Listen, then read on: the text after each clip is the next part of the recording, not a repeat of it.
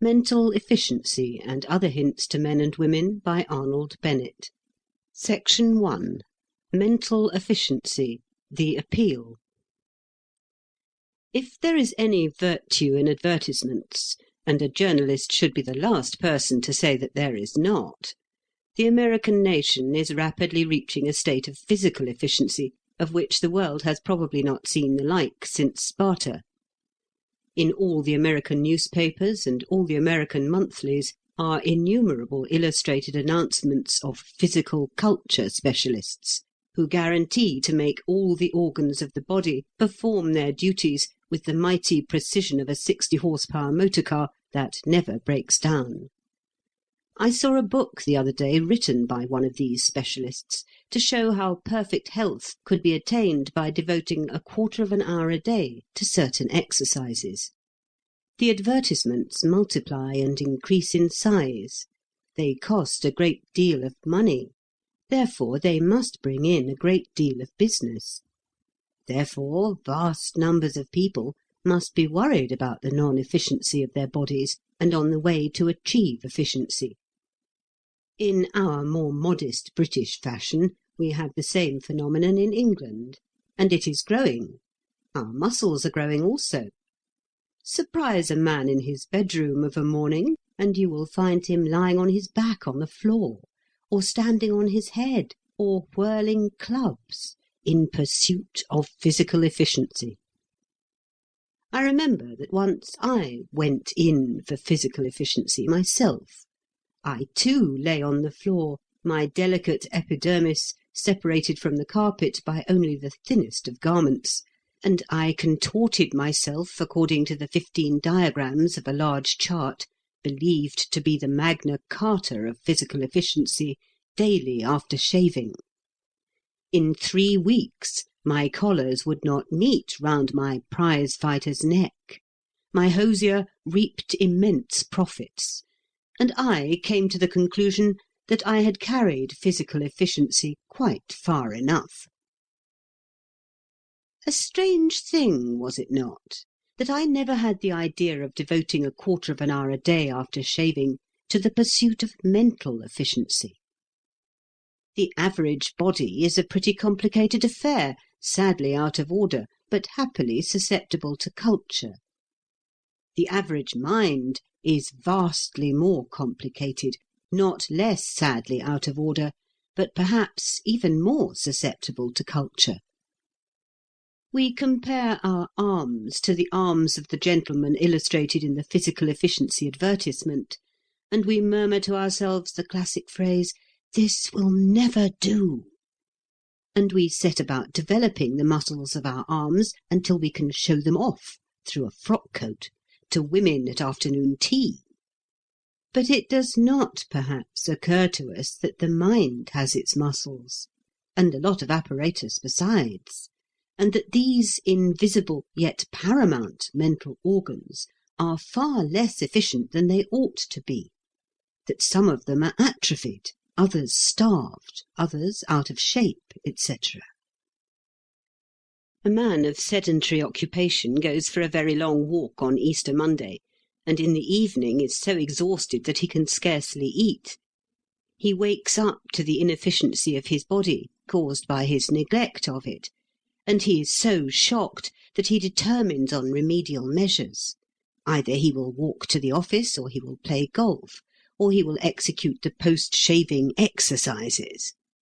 But let the same man, after a prolonged sedentary course of newspapers, magazines, and novels, take his mind out for a stiff climb among the rocks of a scientific, philosophic, or artistic subject. What will he do? Will he stay out all day and return in the evening too tired even to read his paper? Not he. It is 10 to 1 that, finding himself puffing for breath after a quarter of an hour, he won't even persist till he gets his second wind, but will come back at once. Will he remark with genuine concern that his mind is sadly out of condition, and that he really must do something to get it into order? Not he. It is 100 to 1 that he will tranquilly accept the status quo without shame and without very poignant regret. Do I make my meaning clear? I say without a very poignant regret, because a certain vague regret is indubitably caused by realizing that one is handicapped by a mental inefficiency which might, without too much difficulty, be cured.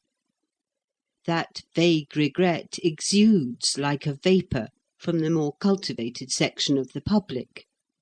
It is to be detected everywhere, and especially among people who are near the halfway house of life. They perceive the existence of immense quantities of knowledge, not the smallest particle of which will they ever make their own. They stroll forth from their orderly dwellings on a starlit night, and feel dimly the wonder of the heavens. But the still small voice is telling them that, though they have read in a newspaper that there are 50,000 stars in the Pleiades, they cannot even point to the Pleiades in the sky. How they would like to grasp the significance of the nebular theory, the most overwhelming of all theories. And the years are passing, and there are 24 hours in every day, out of which they work only 6 or 7, and it needs only an impulse, an effort, a system, in order gradually to cure the mind of its slackness, to give tone to its muscles, and to enable it to grapple with the splendours of knowledge and sensation that await it. But the regret is not poignant enough. They do nothing. They go on doing nothing. It is as though they passed for ever along the length of an endless table filled with delicacies, and could not stretch out a hand to seize. Do I exaggerate? Is there not, deep in the consciousness of most of us, a mournful feeling that our minds are like the liver of the advertisement, sluggish, and that for the sluggishness of our minds there is the excuse neither of incompetence, nor of lack of time, nor of lack of opportunity, nor of lack of means? Why does not some mental efficiency specialist come forward and show us how to make our minds do the work which our minds are certainly capable of doing? I do not mean a quack. All the physical efficiency specialists who advertise largely are not quacks. Some of them achieve very genuine results. If a course of treatment can be devised for the body, a course of treatment can be devised for the mind. Thus we might realize some of the ambitions which all of us cherish in regard to the utilization in our spare time of that magnificent machine which we allow to rust within our craniums. We have the desire to perfect ourselves, to round off our careers with the graces of knowledge and taste.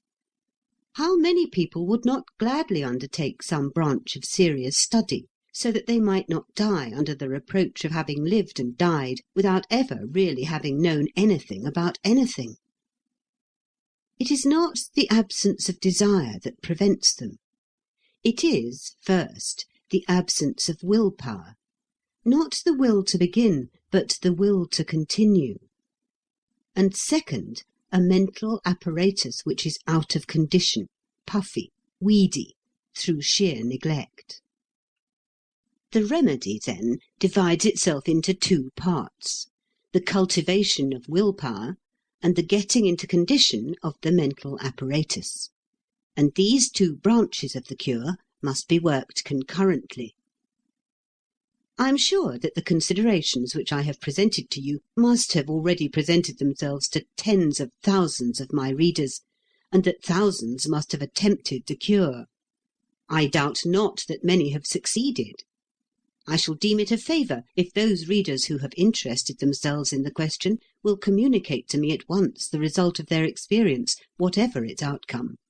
I will make such use as I can of the letters I receive, and afterwards I will give my own experience. The replies. The correspondence which I have received in answer to my appeal shows that at any rate I did not overstate the case. There is, among a vast mass of reflecting people in this country, a clear consciousness of being mentally less than efficient, and a strong, though ineffective, desire that such mental inefficiency should cease to be. The desire is stronger than I had imagined, but it does not seem to have led to much hitherto. And that course of treatment for the mind, by means of which we are to realize some of the ambitions which all of us cherish in regard to the utilization in our spare time of the magnificent machine which we allow to rust within our craniums, that desiderated course of treatment has not apparently been devised by anybody. The Sandow of the brain has not yet loomed up above the horizon. On the other hand, there appears to be a general expectancy that I personally am going to play the role of the Sandow of the brain. Vain thought! I have been very much interested in the letters, some of which, as a statement of the matter in question, are admirable. It is perhaps not surprising that the best of them come from women, for, genius apart, woman is usually more touchingly lyrical than man in the yearning for the ideal. The most enthusiastic of all the letters I have received, however, is from a gentleman whose notion is that we should be hypnotized into mental efficiency. After advocating the establishment of, "an institution of practical psychology, from whence there can be graduated, fit and proper people, whose efforts would be in the direction of the subconscious mental mechanism of the child, or even the adult," this hypnotist proceeds, "between the academician, whose speciality is an inconsequential cobweb, the medical man who has got it into his head that he is the logical foster-father for psychonomical matters, and the blatant professor who deals with monkey tricks on a few somnambules on the music-hall stage, you are allowing to go unrecognized one of the most potent factors of mental development." Am I? I have not the least idea what this gentleman means, but I can assure him that he is wrong. I can make more sense out of the remarks of another correspondent, who, utterly despising the things of the mind, compares a certain class of young men to "a halfpenny bloater with the row out," and asserts that he himself "got out of the groove" by dint of having to unload 10 tons of coal in 3 hours and a half every day during several years. This is interesting and it is constructive, but it is just a little beside the point. A lady whose optimism is indicated by her pseudonym, Espérance, puts her finger on the spot, or rather on one of the spots, in a very sensible letter. "It appears to me," she says, "that the great cause of mental inefficiency is lack of concentration, perhaps especially in the case of women. I can trace my chief failures to this cause. Concentration is a talent. It may be in a measure cultivated, but it needs to be inborn. The greater number of us are in a state of semi-slumber, with minds which are only exerted to 1/2 of their capability."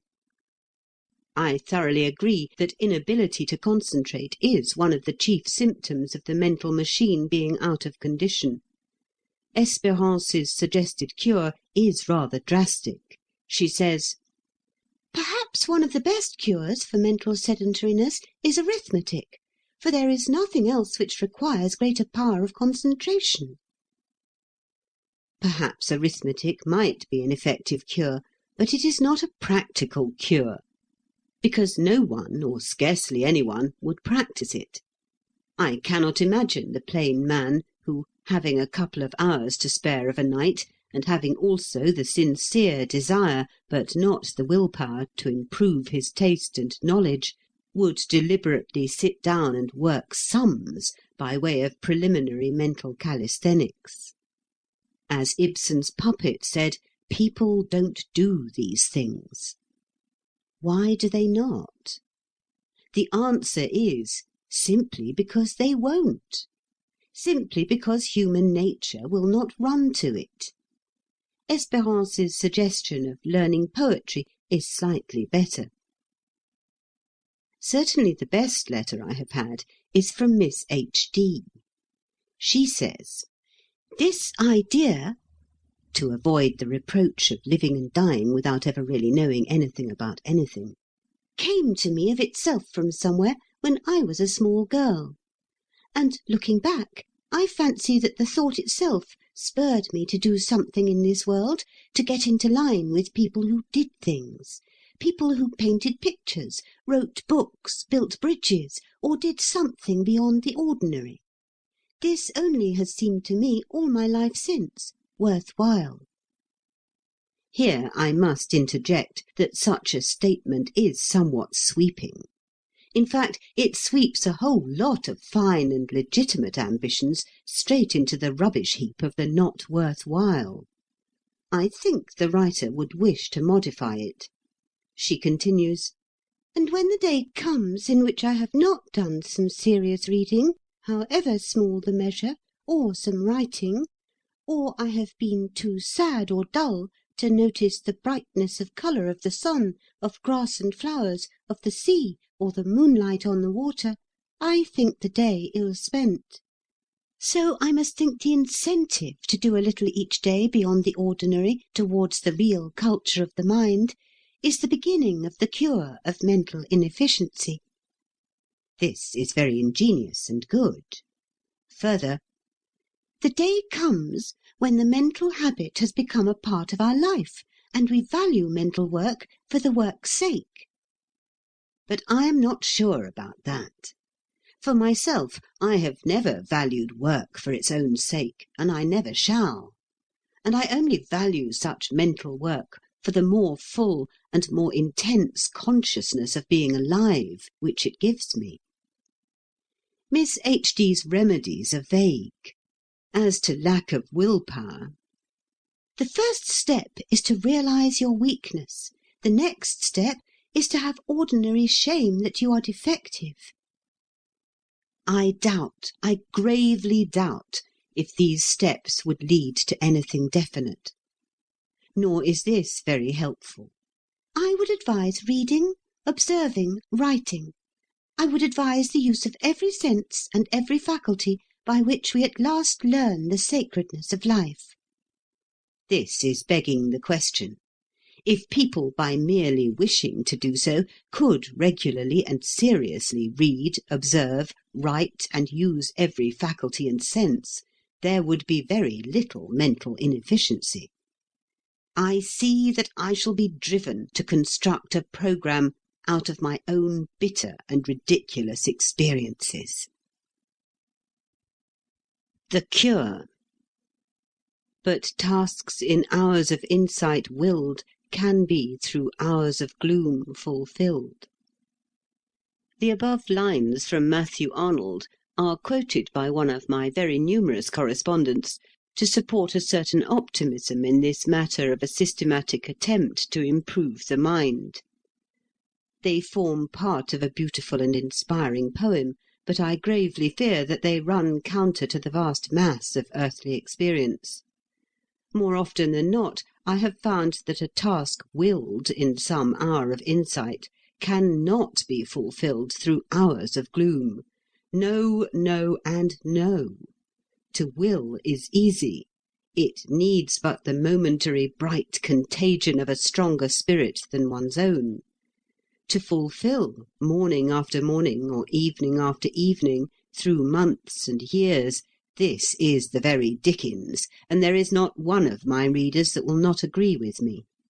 Yet such is the elastic quality of human nature that most of my correspondents are quite ready to ignore the sad fact, and to demand at once, "What shall we will? Tell us what we must will." Some seem to think that they have solved the difficulty when they have advocated certain systems of memory and mind training. Such systems may be in themselves useful or useless. The evidence furnished to me is contradictory, but were they perfect systems, a man cannot be intellectually born again merely by joining a memory class. The best system depends utterly on the man's power of resolution, and what really counts is not the system, but the spirit in which the man handles it. Now, the proper spirit can only be induced by a careful consideration and realization of the man's conditions, the limitations of his temperament, the strength of adverse influences, and the lessons of his past. Let me take an average case. Let me take your case, O man or woman of 30, living in comfort, with some cares and some responsibilities, and some pretty hard daily work, but not too much of any. The question of mental efficiency is in the air. It interests you. It touches you nearly. Your conscience tells you that your mind is less active and less informed than it might be. You suddenly spring up from the garden seat, and you say to yourself that you will take your mind in hand and do something with it. Wait a moment. Be so good as to sink back into that garden seat and clutch that tennis racket a little longer. You have had these hours of insight before, you know. You have not arrived at the age of 30 without having tried to carry out noble resolutions and failed. What precautions are you going to take against failure this time? For your will is probably no stronger now than it was aforetime. You have admitted and accepted failure in the past, and no wound is more cruel to the spirit of resolve than that dealt by failure. You fancy the wound closed, but just at the critical moment it may reopen and mortally bleed you. What are your precautions? Have you thought of them? No, you have not. I have not the pleasure of your acquaintance, but I know you because I know myself. Your failure in the past was due to one or more of 3 causes. And the first was that you undertook too much at the beginning. You started off with a magnificent programme. You are something of an expert in physical exercises. You would be ashamed not to be in these physical days, and so you would never attempt a hurdle race or an uninterrupted hour's club whirling without some preparation. The analogy between the body and the mind ought to have struck you. This time, please do not form an elaborate programme. Do not form any programme. Simply content yourself with a preliminary canter, a ridiculously easy preliminary canter. For example, and I give this merely as an example, you might say to yourself, within 1 month from this date, I will read twice Herbert Spencer's little book on education, 6d, and will make notes in pencil inside the back cover of the things that particularly strike me. You remark that that is nothing, that you can do it on your head, and so on. Well, do it. When it is done, you will at any rate possess the satisfaction of having resolved to do something and having done it. Your mind will have gained tone and healthy pride. You will be even justified in setting yourself some kind of a simple programme to extend over 3 months, and you will have acquired some general principles by the light of which to construct the programme. But best of all, you will have avoided failure, that dangerous wound. The second possible cause of previous failure was the disintegrating effect on the willpower of the ironic superior smile of friends. Whenever a man turns over a new leaf, he has this inane giggle to face. The drunkard may be less ashamed of getting drunk than of breaking to a crony the news that he has signed the pledge. Strange, but true. And human nature must be counted with. Of course, on a few stern spirits, the effect of that smile is merely to harden the resolution, but on the majority its influence is deleterious. Therefore don't go and nail your flag to the mast. Don't raise any flag. Say nothing. Work as unobtrusively as you can. When you have won a battle or two, you can begin to wave the banner, and then you will find that that miserable, pitiful, ironic, superior smile will die away ere it is born. The third possible cause was that you did not rearrange your day. Idler and time-waster though you have been, still you had done something during the 24 hours. You went to work with a kind of dim idea that there were 26 hours in every day. Something large and definite has to be dropped. Some space in the rank jungle of the day has to be cleared and swept up for the new operations. Robbing yourself of sleep won't help you, nor trying to squeeze in a time for study between two other times. Use the knife and use it freely. If you mean to read or think half an hour a day, arrange for an hour. 100% margin is not too much for a beginner. Do you ask me where the knife is to be used? I should say that in 9 cases out of 10, the rites of the cult of the body might be abbreviated. I recently spent a weekend in a London suburb, and I was staggered by the wholesale attention given to physical recreation in all its forms. It was a gigantic debauch of the muscles on every side. It shocked me. Poor withering mind, I thought. Cricket and football and boating and golf and tennis have their seasons, but not thou. These considerations are general and prefatory. Now I must come to detail. Mental calisthenics. I have dealt with the state of mind in which one should begin a serious effort towards mental efficiency, and also with the probable causes of failure in previous efforts.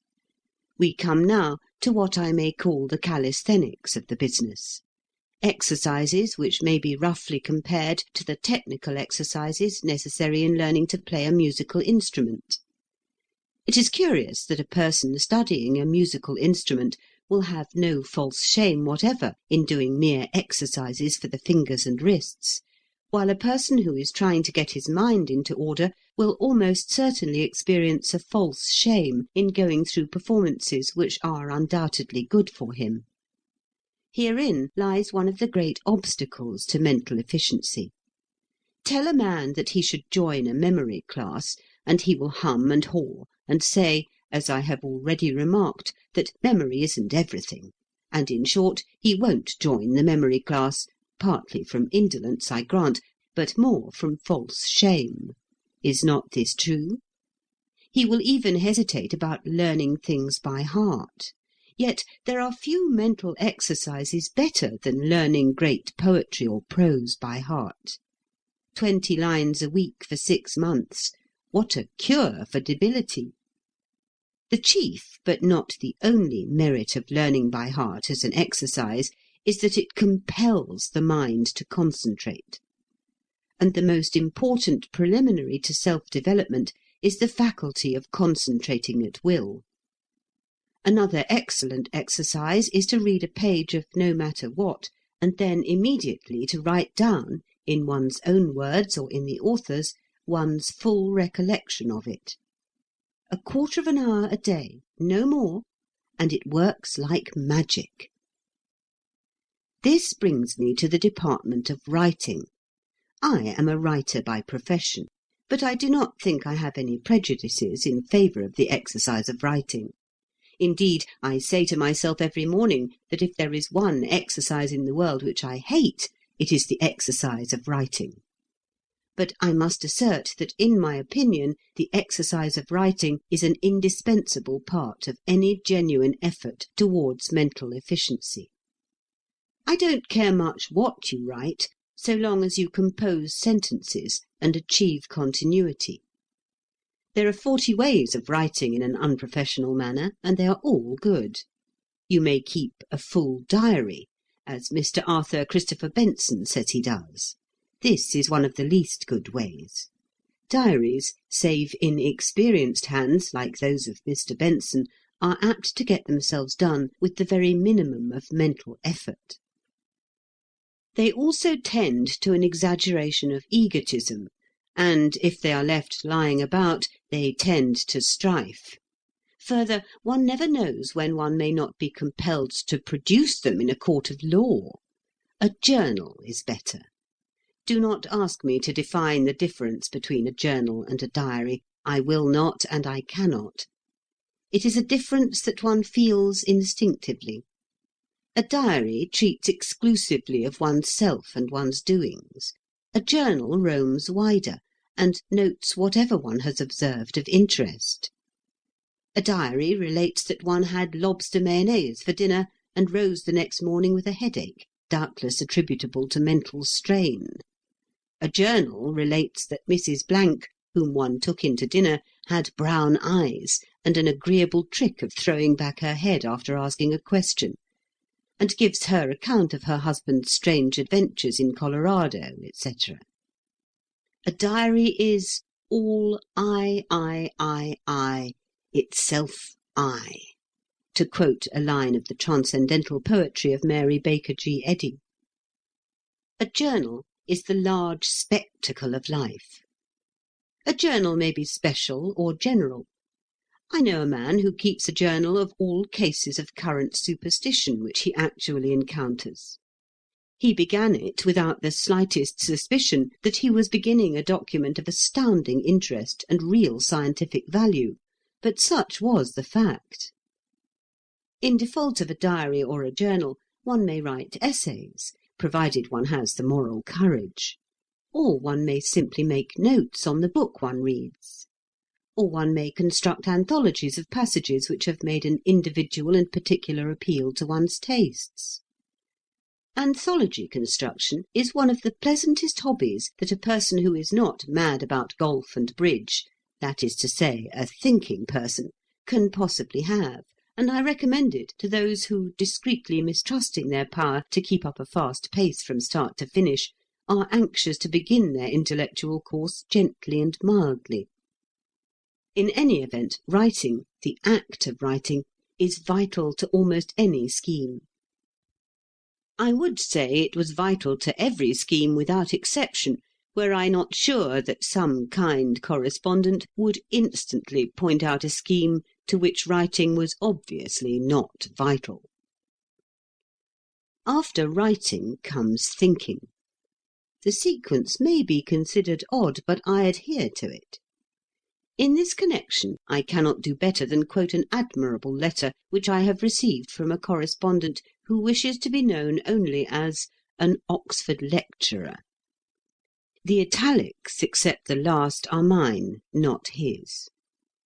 He says, quote, "Till a man has got his physical brain completely under his control," in italics, suppressing its too great receptivity, its tendencies to reproduce idly the thoughts of others, and to be swayed by every passing gust of emotion, end of italics, I hold that he cannot do a tenth part of the work that he would then be able to perform with little or no effort.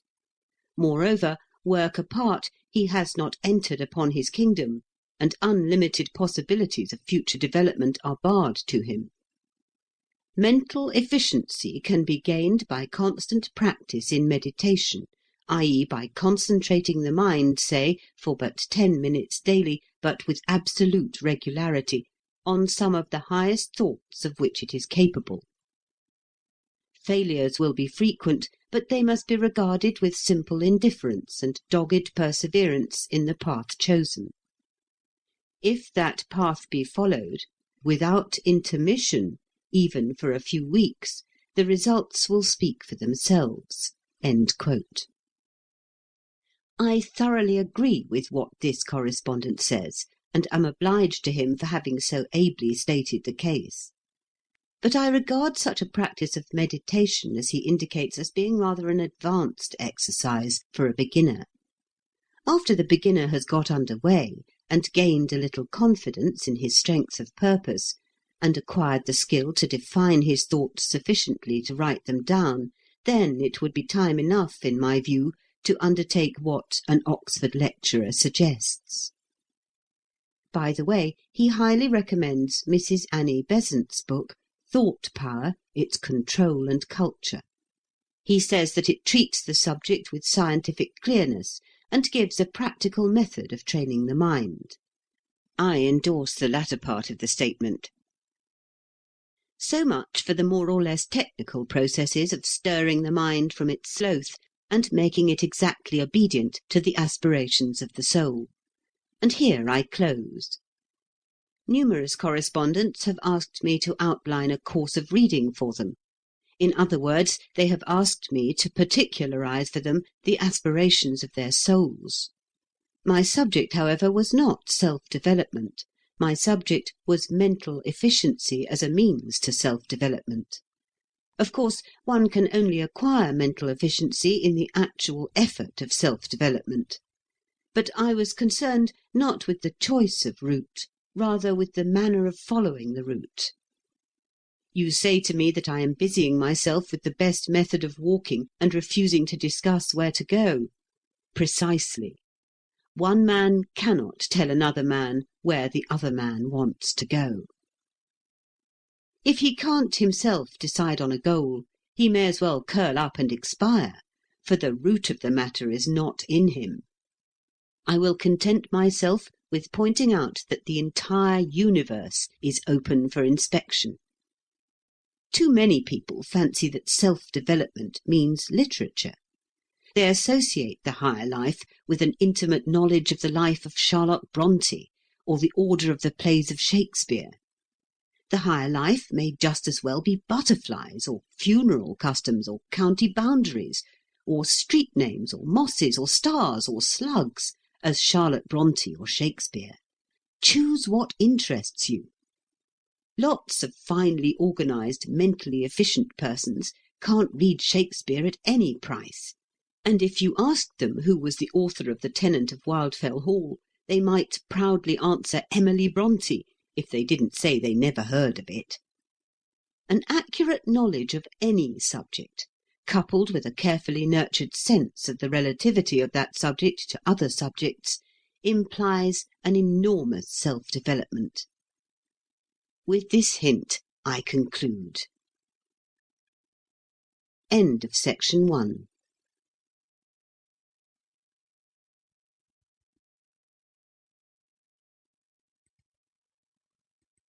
Mental Efficiency and Other Hints to Men and Women by Arnold Bennett. Chapter 2. Expressing One's Individuality. A most curious and useful thing to realize is that one never knows the impression one is creating on other people. One may often guess pretty accurately whether it is good, bad, or indifferent. Some people render it unnecessary for one to guess, they practically inform one. But that is not what I mean. I mean much more than that. I mean that one has oneself no mental picture corresponding to the mental picture which one's personality leaves in the minds of one's friends.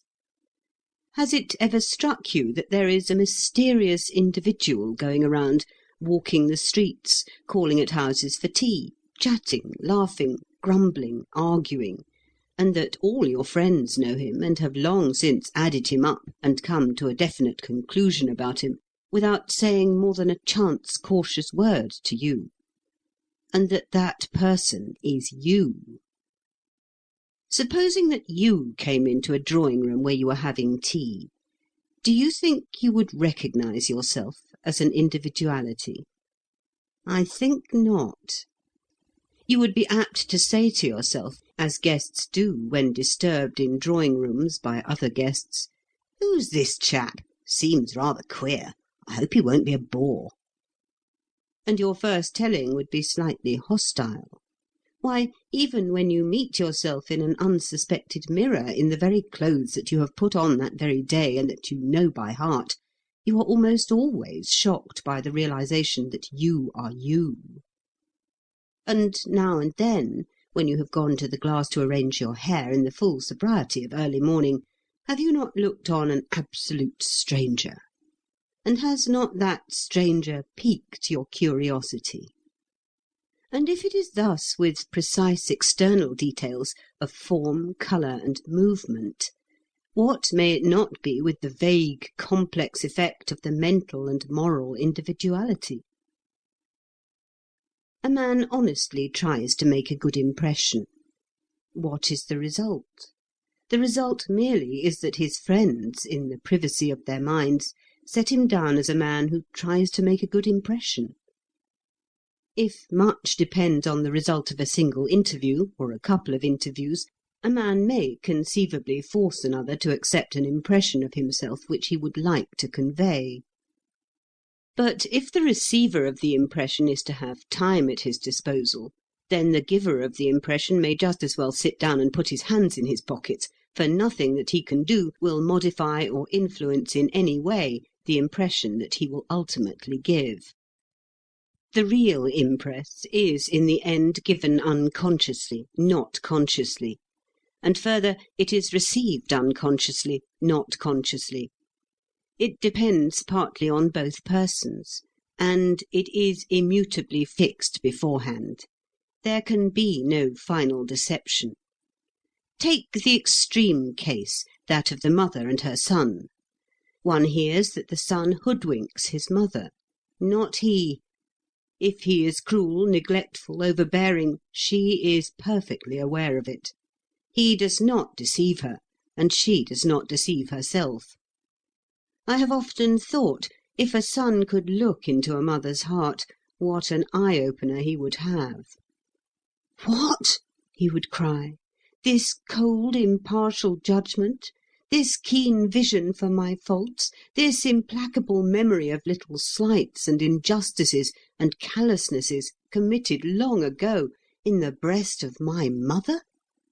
Yes, my friend, in the breast of your mother. The only difference between your mother and another person is that she takes you as you are, and loves you for what you are. She isn't blind. Do not imagine it. The marvel is, not that people are such bad judges of character, but that they are such good judges, especially of what I may call fundamental character. The wiliest person cannot for ever conceal his fundamental character from the simplest. And people are very stern judges too. Think of your best friends. Are you oblivious of their defects? On the contrary, you are perhaps too conscious of them. When you summon them before your mind's eye, it is no ideal creation that you see. When you meet them and talk to them, you are constantly making reservations in their disfavour, unless, of course, you happen to be a schoolgirl gushing over like a fountain with enthusiasm. It is well, when one is judging a friend, to remember that he is judging you with the same godlike and superior impartiality. It is well to grasp the fact that you are going through life under the scrutiny of a band of acquaintances who are subject to very few illusions about you, whose views of you are, indeed, apt to be harsh and even cruel. Above all, it is advisable to comprehend thoroughly that the things in your individuality which annoy your friends most are the things of which you are completely unconscious. It is not until years have passed that one begins to be able to form a dim idea of what one has looked like to one's friends. At 40 one goes back 10 years, and one says sadly, but with a certain amusement, "I must have been pretty blatant then. I can see how I must have exasperated 'em. And yet I hadn't the faintest notion of it at the time. My intentions were of the best, only I didn't know enough." And one recollects some particularly crude action and kicks oneself. Yes, that is all very well, and the enlightenment which has come with increasing age is exceedingly satisfactory. But you are 40 now. What shall you be saying of yourself at 50? Such reflections foster humility, and they foster also a reluctance, which it is impossible to praise too highly, to tread on other people's toes. A moment ago I used the phrase fundamental character. It is a reminiscence of Stevenson's phrase fundamental decency, and it is the final test by which one judges one's friends. After all, he's a decent fellow. We must be able to use that formula concerning our friends. Kindliness of heart is not the greatest of human qualities, and its general effect on the progress of the world is not entirely beneficent. But it is the greatest of human qualities in friendship. It is the least dispensable quality. We come back to it with relief from more brilliant qualities.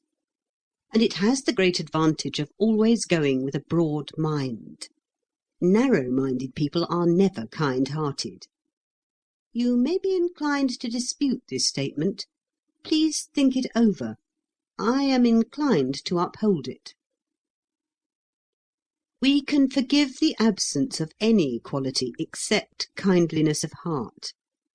And when a man lacks that, we blame him, we will not forgive him. This is, of course, scandalous. A man is born as he is born, and he can as easily add a cubit to his stature as add kindliness to his heart. The feat never has been done and never will be done. And yet we blame those who have not kindliness. We have the incredible, insufferable, and odious audacity to blame them. We think of them as though they had nothing to do but go into a shop and buy kindliness. I hear you say that kindliness of heart can be cultivated. Well, I hate to have even the appearance of contradicting you, but it can only be cultivated in the botanical sense. You can't cultivate violets on a nettle.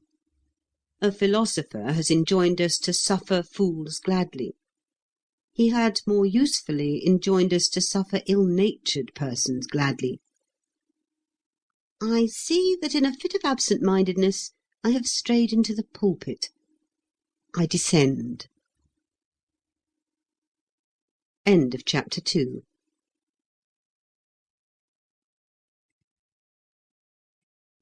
Mental Efficiency and Other Hints to Men and Women by Arnold Bennett. Chapter 3. Breaking with the Past. On that dark morning we woke up, and it instantly occurred to us, or at any rate to those of us who have preserved some of our illusions and our naivete, that we had something to be cheerful about, some cause for a gay and strenuous vivacity. And then we remembered that it was New Year's Day, and there were those resolutions to put into force. Of course, we all smile in a superior manner at the very mention of New Year's resolutions. We pretend they are toys for children, and that we have long since ceased to regard them seriously as a possible aid to conduct. But we are such deceivers, such miserable moral cowards, in such terror of appearing naive, that I, for one, am not to be taken in by that smile and that pretence. The individual who scoffs at New Year's resolutions resembles the woman who says she doesn't look under the bed at nights. The truth is not in him, and in the very moment of his lying, could his cranium suddenly become transparent, we should see resolutions burning brightly in his brain, like lamps in Trafalgar Square. Of this I am convinced, that 19/20ths of us got out of bed that morning animated by that special feeling of gay and strenuous vivacity which resolutions alone can produce. And 19/20ths of us were also conscious of a high virtue, forgetting that it is not the making of resolutions, but the keeping of them, which renders pardonable the consciousness of virtue. And at this hour, while the activity of the resolution is yet in full blast, I would wish to insist on the truism, obvious perhaps, but apt to be overlooked, that a man cannot go forward and stand still at the same time. Just as moralists have often animadverted on the tendency to live in the future, so I would animadvert upon the tendency to live in the past. Because all around me I see men carefully tying themselves with an unbreakable rope to an immovable post at the bottom of a hill, and then struggling to climb the hill. If there is one resolution more important than another, it is the resolution to break with the past. If life is not a continual denial of the past, then it is nothing. This may seem a hard and callous doctrine, but you know there are aspects of common sense which decidedly are hard and callous. and one finds constantly in plain common-sense persons, O rare and select band, a surprising quality of ruthlessness mingled with softer traits. Have you not noticed it? The past is absolutely intractable. One can't do anything with it. And an exaggerated attention to it is like an exaggerated attention to sepulchres, a sign of barbarism. Moreover, the past is usually the enemy of cheerfulness, and cheerfulness is a most precious attainment. Personally, I could even go so far as to exhibit hostility towards grief, and a marked hostility towards remorse, two states of mind which feed on the past instead of on the present. Remorse, which is not the same thing as repentance, serves no purpose that I have ever been able to discover. What one has done, and there's an end of it. As a great prelate unforgettably said, quote, "Things are what they are, and the consequences of them will be what they will be. Why then attempt to deceive ourselves?" End quote. That remorse for wickedness is a useful and praiseworthy exercise, much better to forget. As a matter of fact, people indulge in remorse. It is a somewhat vicious form of spiritual pleasure. Grief, of course, is different, and it must be handled with delicate consideration. Nevertheless, when I see, as one does see, a man or a woman dedicating existence to sorrow for the loss of a beloved creature, and the world tacitly applauding, my feeling is certainly inimical. To my idea, that man or woman is not honouring, but dishonouring the memory of the departed. Society suffers, the individual suffers, and no earthly or heavenly good is achieved. Grief is of the past. It mars the present. It is a form of indulgence, and it ought to be bridled much more than it often is. The human heart is so large that mere remembrance should not be allowed to tyrannize over every part of it. But cases of remorse and absorbing grief are comparatively rare. What is not rare is that misguided loyalty to the past which dominates the lives of so many of us. I do not speak of leading principles, which are not likely to incommode us by changing. I speak of secondary yet still important things. We will not do so and so because we have never done it, as if that was a reason. Or we have always done so and so, therefore we must always do it, as if that was logic. This disposition to an irrational Toryism is curiously discoverable in advanced radicals, and it will show itself in the veriest trifles. I remember such a man whose wife objected to his form of hat. Not that I would call so crowning an affair as a hat a trifle. "My dear," he protested, "I have always worn this sort of hat. It may not suit me, but it is absolutely impossible for me to alter it now." However, she took him by means of an omnibus to a hat shop, and bought him another hat, and put it on his head, and made a present of the old one to the shop assistant, and marched him out of the shop. "There," she said, "you see how impossible it is." This is a parable, and I will not insult your intelligence by applying it. The faculty that we chiefly need when we are in the resolution-making mood is the faculty of imagination, the faculty of looking at our lives as though we had never looked at them before, freshly, with a new eye. Supposing that you had been born mature and full of experience, and that yesterday had been the first day of your life, you would regard it today as an experiment.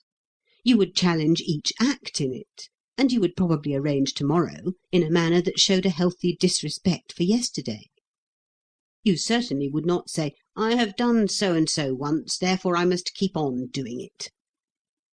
The past is never more than an experiment. A genuine appreciation of this fact will make our new resolutions more valuable and drastic than they usually are. I have a dim notion that the most useful resolution for most of us would be to break quite 50% of all the vows we have ever made.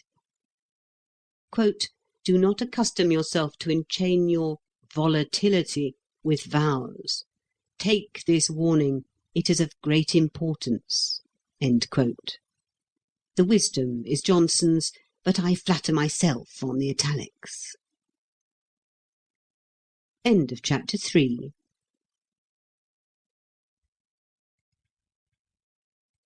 Mental Efficiency and Other Hints to Men and Women by Arnold Bennett. Chapter 4. Settling Down in Life. The other day, a well-known English novelist asked me how old I thought she was, really. Well, I said to myself, since she has asked for it, she shall have it. I will be as true to life as her novels. So I replied audaciously, 38. I fancied I was erring, if at all, on the side of really, and I trembled. She laughed triumphantly. I am 43, she said.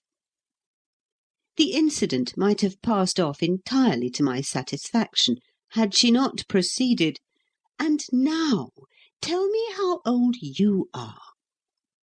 That was like a woman. Women imagine that men have no reticences, no pretty little vanities. What an error! Of course I could not be beaten in candour by a woman. I had to offer myself a burnt sacrifice to her curiosity. And I did it, bravely, but not unflinchingly. And then, afterwards, the fact of my age remained with me, worried me, obsessed me.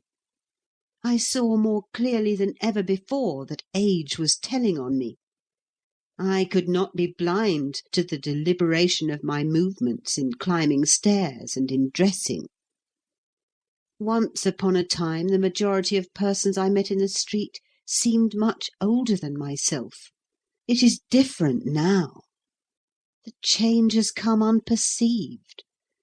There is a generation younger than mine that smokes cigars and falls in love. Astounding!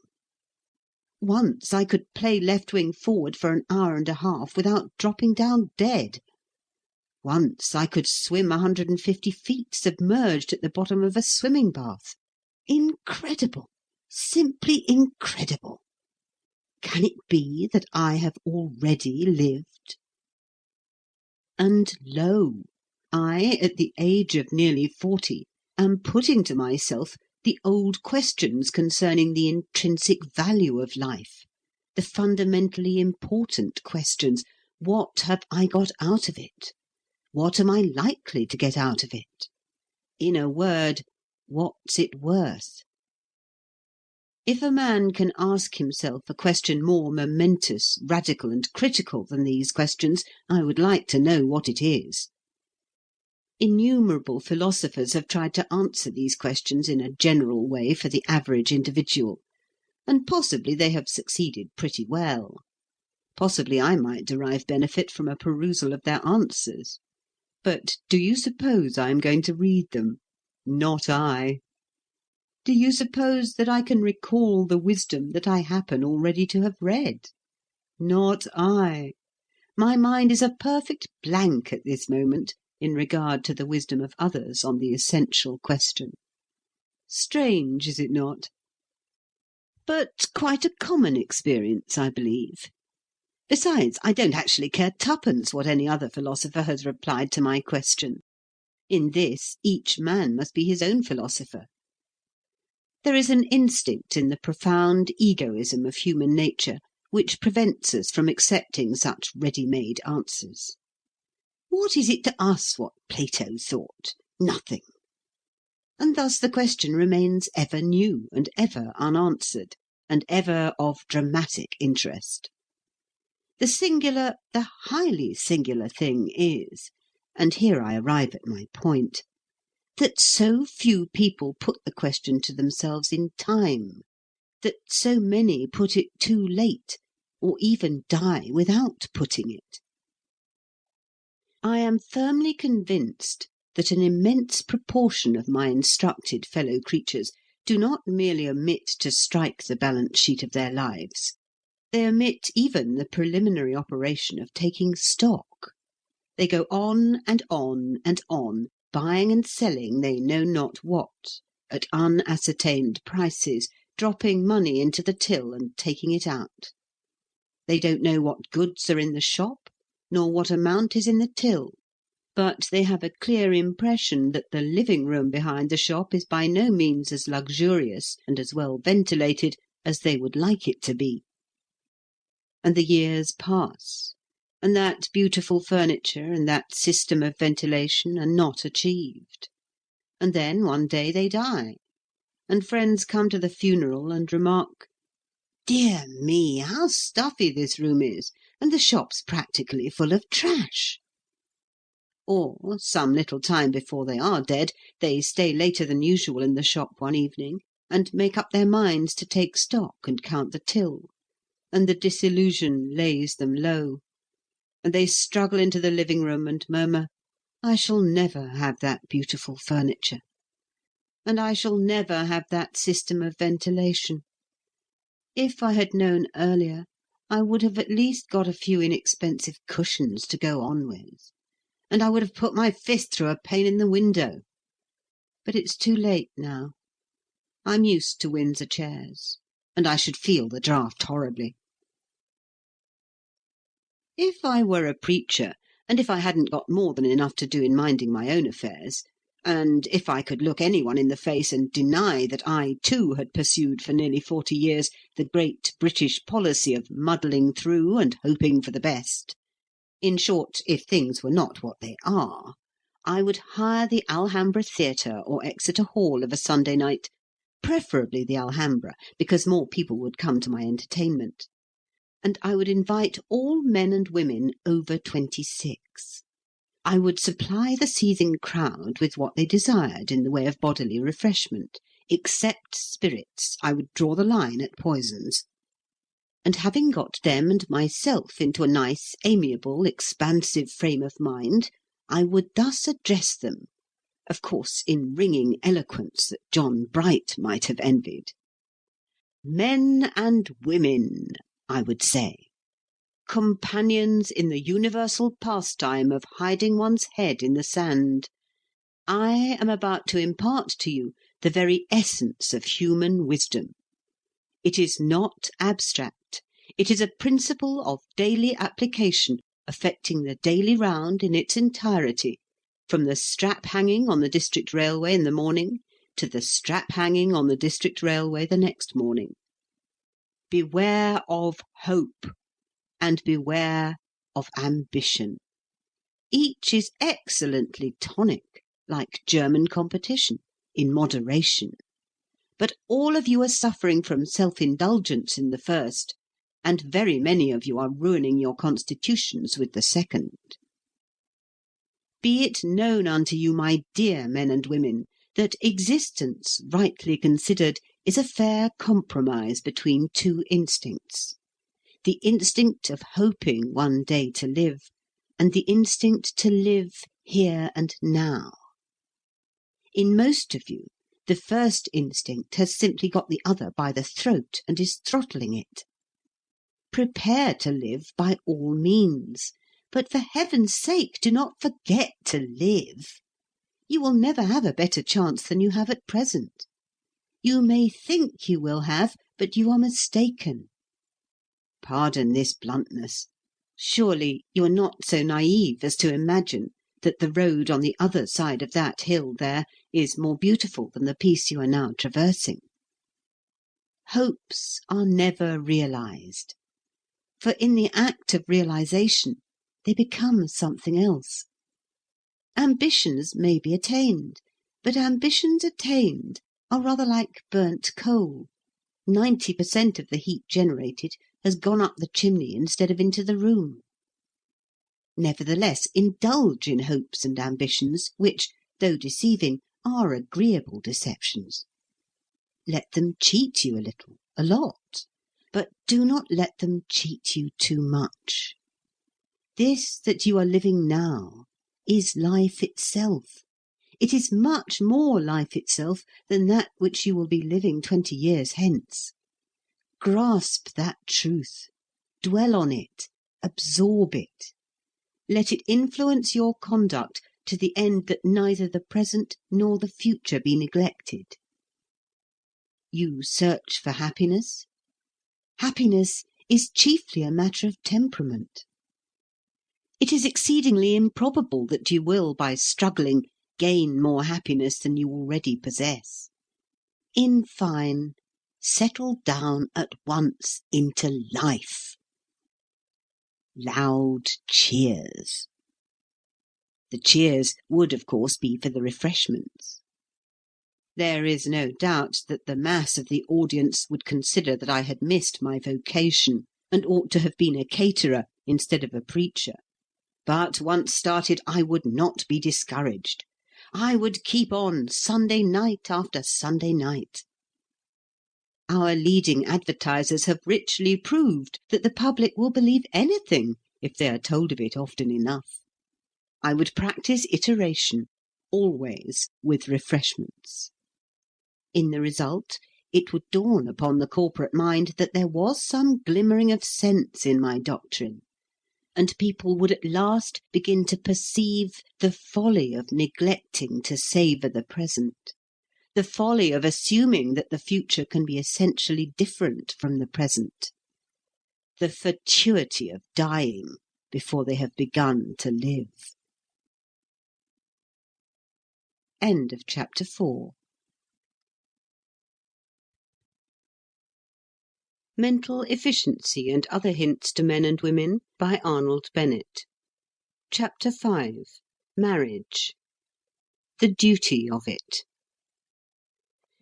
Every now and then it becomes necessary to deal faithfully with that immortal type of person, the praiser of the past at the expense of the present. I will not quote Horace, as by all the traditions of letters I ought to do, because Horace, like the incurable trimmer that he was, hedged on this question, and I do not admire him much either. The praiser of the past has been very rife lately. He has told us that pauperism and lunacy are mightily increasing, and though the exact opposite has been proved to be the case, and he has apologized, he will have forgotten the correction in a few months, and will break out again into renewed lamentation. He has told us that we are physically deteriorating, and in such awful tones that we have shuddered, and many of us have believed. And considering that the death rate is decreasing, that slums are decreasing, that disease is decreasing, that the agricultural labourer eats more than ever he did, our credence does not do much credit to our reasoning powers, does it? Of course, there is that terrible influx into the towns, but I, for one, should be much interested to know wherein the existence of the rustic in times past was healthier than the existence of the town dwellers of to-day. The personal appearance of agricultural veterans does not help me. They resemble starved bus-drivers twisted out of shape by lightning. But the pièce de résistance of the praiser of the past is now marriage, with discreet hints about the birth rate. The praiser of the past is going to have a magnificent time with the subject of marriage. The first moanings of the tempest have already been heard. Bishops have looked askance at the birth rate, and have mentioned their displeasure. The matter is serious. As the phrase goes, it strikes at the root. We are marrying later, my friends. Some of us, in the hurry and preoccupation of business, are quite forgetting to marry. It is the duty of the citizen to marry and have children, and we are neglecting our duty. We are growing selfish. No longer are produced the glorious quiverfuls of old times. Our fathers married at 20. We marry at 35. Why? Because a gross and enervating luxury has overtaken us. What will become of England if this continues? There will be no England. Hence we must look to it. and so on in the same strain. I should like to ask all those who have raised and will raise such outcries, have you read X? Now, the book that I refer to as X is a mysterious work, written rather more than 100 years ago by an English curate. It is a classic of English science. Indeed, it is one of the great scientific books of the world. It has immensely influenced all the scientific thought of the 19th century, especially Darwin's. Mr. H.G. Wells, as cited in Chambers' Cyclopaedia of English Literature, describes it as the most shattering book that ever has or will be written. If I may make a personal reference, I would say that it affected me more deeply than any other scientific book that I have read. Although it is perfectly easy to understand and free from the slightest technicality, it is the most misunderstood book in English literature, simply because it is not read. The current notion about it is utterly false. It might be a powerful instrument of education, general and sociological, but publishers will not reprint it. At least they do not. And yet it is 40 times more interesting and 400 times more educational than Gilbert White's remarks on the birds of Selborne. I will leave you to guess what X is, but I do not offer a prize for the solution of a problem which a vast number of my readers will certainly solve at once. If those who are worrying themselves about the change in our system of marriage would read X, they would probably cease from worrying. For they would perceive that they had been putting the cart before the horse, that they had elevated to the dignity of fundamental principles certain average rules of conduct which had sprung solely from certain average instincts in certain average conditions, and that they were now frightened because, the conditions having changed, the rules of conduct had changed with them. One of the truths that X makes clear is that conduct conforms to conditions and not conditions to conduct. The payment of taxes is a duty which the citizen owes to the state. Marriage, with the begetting of children, is not a duty which the citizen owes to the state. Marriage, with its consequences, is a matter of personal inclination and convenience. It never has been anything else, and it never will be anything else. How could it be otherwise? If a man goes against inclination and convenience in a matter where inclination is of the essence of the contract, he merely presents the state with a discontented citizen, if not two, in exchange for a contented one. The happiness of the state is the sum of the happiness of all its citizens. To decrease one's own happiness, then, is a singular way of doing one's duty to the state. Do you imagine that when people married early and much, they did so from a sense of duty to the state? A sense of duty which our modern luxury has weakened? I imagine they married simply because it suited 'em. They married from sheer selfishness, as all decent people do marry. And do those who clatter about the duty of marriage kiss the girls of their hearts with an eye to the general welfare? I can fancy them saying, "My angel, I love you," from a sense of duty to the state. Let us rear innumerable progeny from a sense of duty to the state. How charmed the girls would be! If the marrying age changes, if the birth rate shows a sympathetic tendency to follow the death rate, as it must, see X, no one need be alarmed. Elementary principles of right and wrong are not trembling on their bases. The human conscience is not silenced. The nation is not going to the dogs. Conduct is adjusting itself to new conditions, and that is all. We may not be able to see exactly how conditions are changing. That is a detail. Our descendants will see exactly. Meanwhile, the change in our conduct affords us some clue. And although certain nervous persons do get alarmed, and do preach, and do take measures, the rest of us may remain placid in the sure faith that measures will avail nothing whatever. If there are two things set high above legislation, movements, crusades, and preaching, one is the marrying age, and the other is the birth rate. For there the supreme instinct comes along and stamps ruthlessly on all insincere reasonings and sham altruisms, stamps on everything, in fact, and blandly remarks, "I shall suit my own convenience, and no one but Nature herself, with a big, big N, shall talk to me. Don't pester me with right and wrong. I am right and wrong." Having thus attempted to clear the ground a little of fudge, I propose next to offer a few simple remarks on marriage. The adventure of it.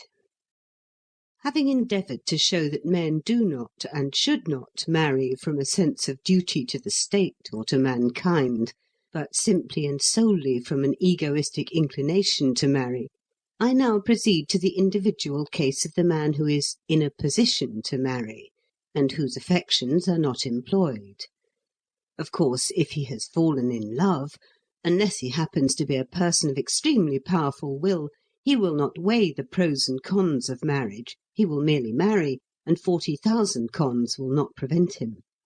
And he will be absolutely right and justified, just as the straw, as it rushes down the current, is absolutely right and justified. But the privilege of falling in love is not given to everybody, and the inestimable privilege of falling deeply in love is given to few.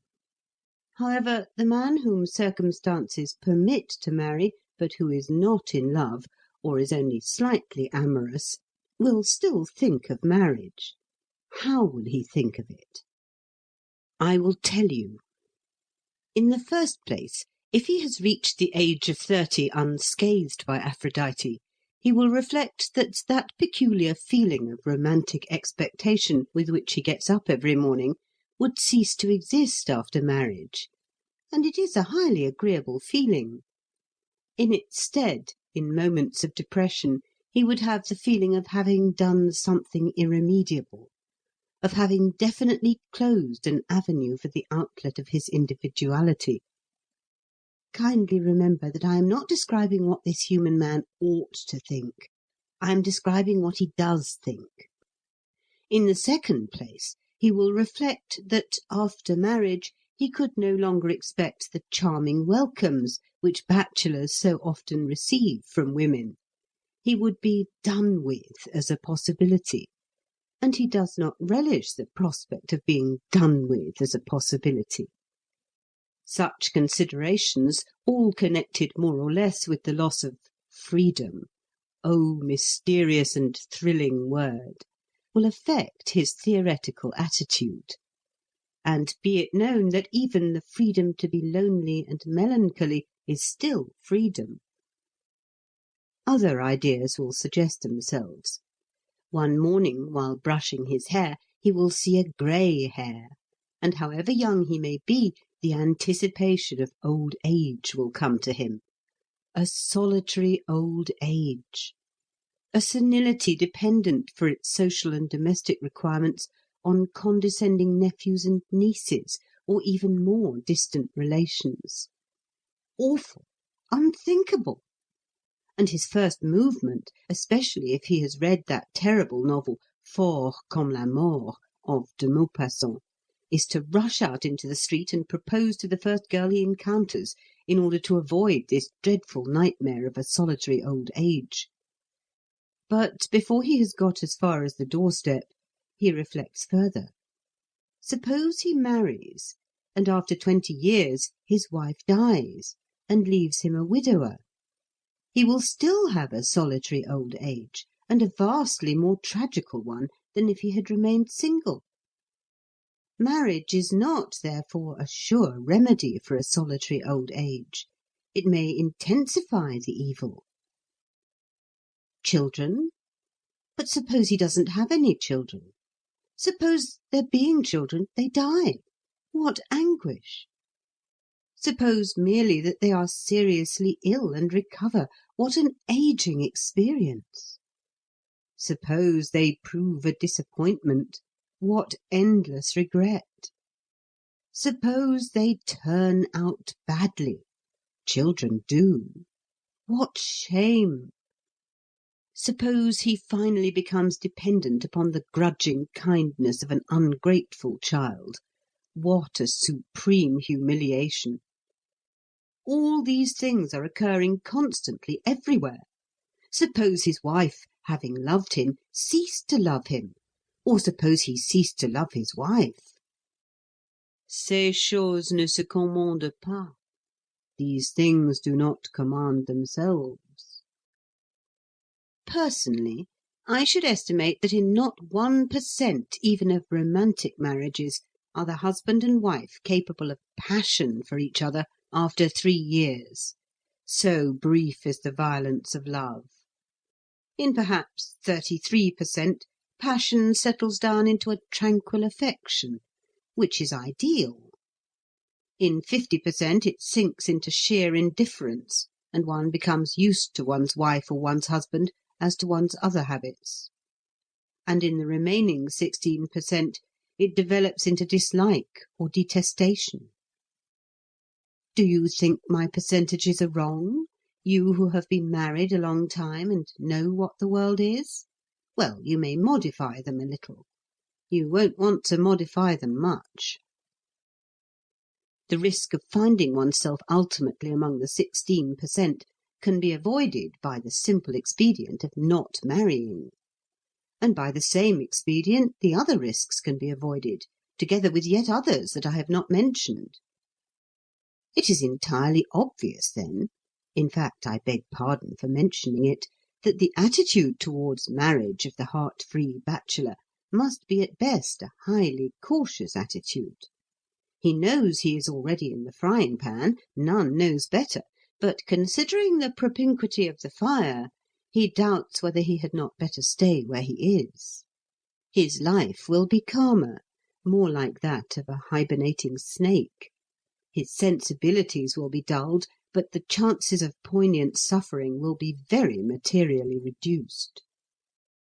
So that the bachelor in a position to marry, but not in love, will assuredly decide in theory against marriage. That is to say, if he is timid, if he prefers frying pans, if he is lacking in initiative, if he has the soul of a rat, if he wants to live as little as possible, if he hates his kind, if his egoism is of the miserable sort that dares not mingle with another's.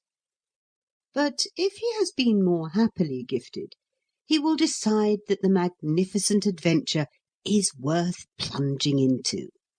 The ineradicable and fine gambling instinct in him will urge him to take, at the first chance, a ticket in the only lottery permitted by the British Government. Because, after all, the mutual sense of ownership felt by the normal husband and the normal wife is something unique, something the like of which cannot be obtained without marriage. I saw a man and a woman at a sale the other day. I was too far off to hear them, but I could perceive they were having a most lively argument. Perhaps it was only about initials on pillow-cases. They were absorbed in themselves. The world did not exist for them. And I thought, what miraculous, exquisite force is it that brings together that strange, sombre, laconic organism in a silk hat and a loose black overcoat, and that strange, bright, vivacious, querulous, irrational organism in brilliant fur and feathers? And when they moved away, the most interesting phenomenon in the universe moved away. And I thought, just as no beer is bad, but some beer is better than other beer, so no marriage is bad. The chief reward of marriage is something which marriage is bound to give: companionship whose mysterious interestingness nothing can stale. A man may hate his wife so that she can't thread a needle without annoying him, but when he dies or she dies, he will say, "Well, I was interested." And one always is. Said a bachelor of 46 to me the other night, "Anything is better than the void." The two ways of it. Sabine and other summary methods of marrying being now abandoned by all nice people, there remain two broad general ways. The first is the English way. We let nature take her course. We give heed to the heart's cry. When, amid the hazards and accidents of the world, two souls find each other, we rejoice. Our instinctive wish is that they shall marry, if the matter can anyhow be arranged. We frankly recognize the claim of romance in life, and we are prepared to make sacrifices to it. We see a young couple at the altar. They are in love. Good! They are poor.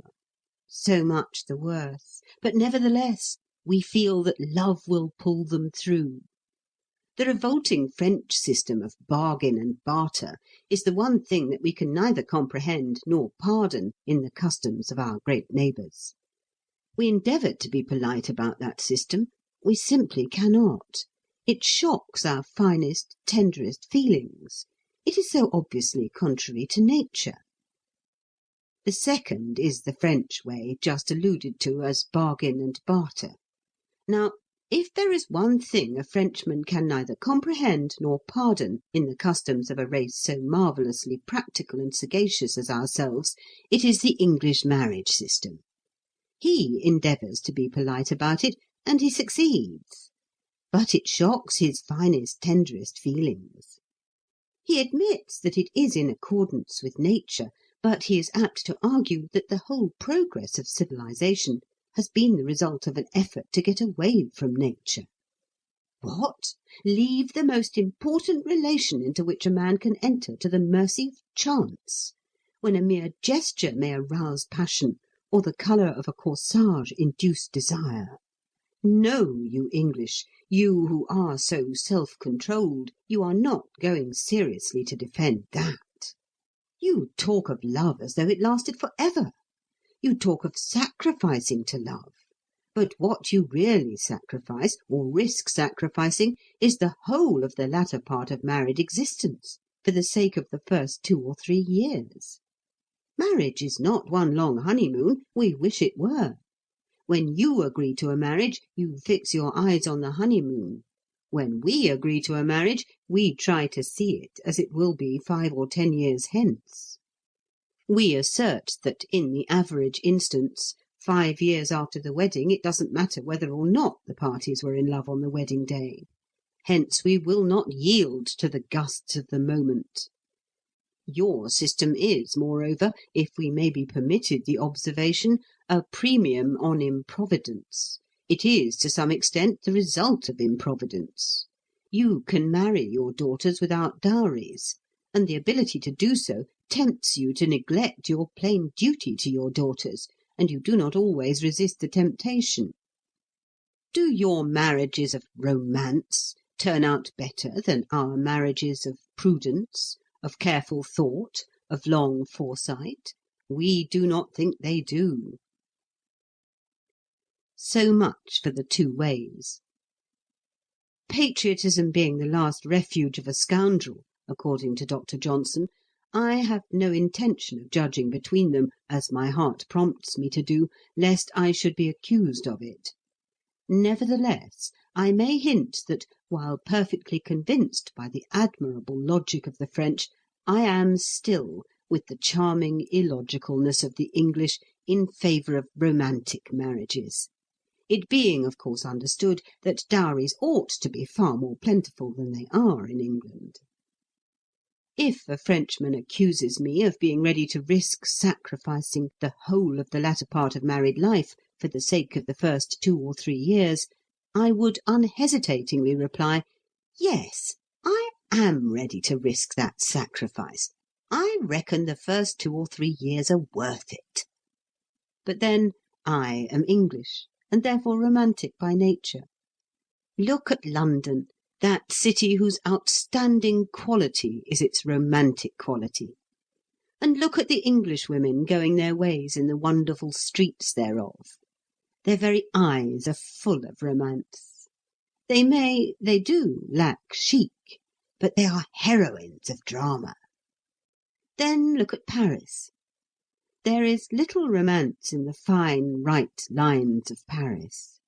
Look at the Parisiennes. They are the most astounding and adorable women yet invented by nature. But they aren't romantic, you know. They don't know what romance is. They are so matter-of-fact that when you think of their matter-of-factness, it gives you a shiver in the small of your back. To return. One may view the two ways in another light. Perhaps the difference between them is, fundamentally, less a difference between the ideas of two races than a difference between the ideas of two times of life. And in France, the elderly attitude predominates. As people get on in years, even English people, they are more and more in favour of the marriage of reason as against the marriage of romance. Young people, even French people, object strongly to the theory and practice of the marriage of reason. But with them, the unique and precious ecstasy of youth is not past, whereas their elders have forgotten its savour. Which is right? No one will ever be able to decide. But neither the one system nor the other will apply itself well to all or nearly all cases. There have been thousands of romantic marriages in England, of which it may be said that it would have been better had the French system been in force to prevent their existence. And equally, thousands of possible romantic marriages have been prevented in France, which, had the English system prevailed there, would have turned out excellently. The prevalence of dowries in England would not render the English system perfect, for it must be remembered that money is only one of several ingredients in the French marriage, but it would considerably improve it. However, we are not a provident race, and we are not likely to become one, so our young men must reconcile themselves to the continued absence of dowries. The reader may be excused for imagining that I am at the end of my remarks. I am not. All that precedes is a mere preliminary to what follows. I want to regard the case of the man who has given the English system a fair trial and found it futile. Thus we wait on chance in England. We wait for love to arrive. Suppose it doesn't arrive. Where is the English system then? Assume that a man in a position to marry reaches 35 or 40 without having fallen in love. Why should he not try the French system for a change? Any marriage is better than none at all. Naturally, in England, he couldn't go up to the chosen fair and announce, "I'm not precisely in love with you, but will you marry me?" He would put it differently. And she would understand. And do you think she would refuse? End of chapter 5.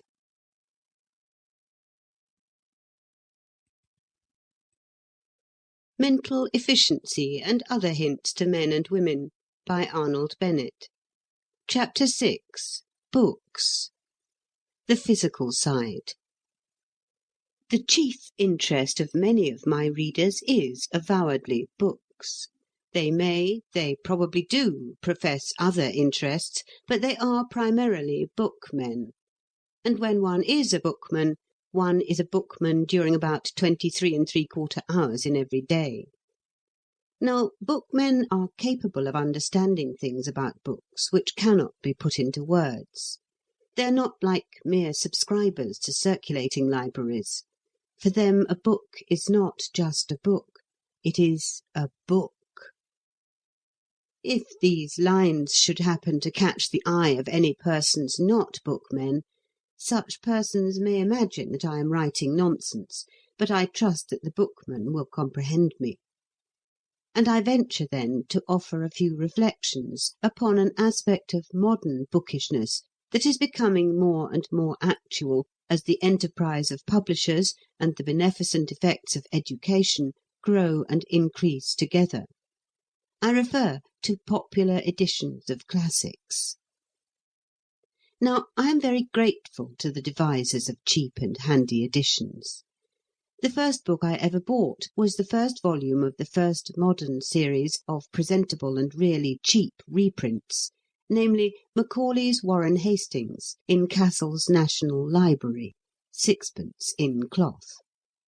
That foundation stone of my library has unfortunately disappeared beneath the successive deposits, but another volume of the same series, F.T. Palgrave's Visions of England, an otherwise scarce book, still remains to me through the vicissitudes of 17 years of sale, purchase, and exchange, and I would not care to part with it.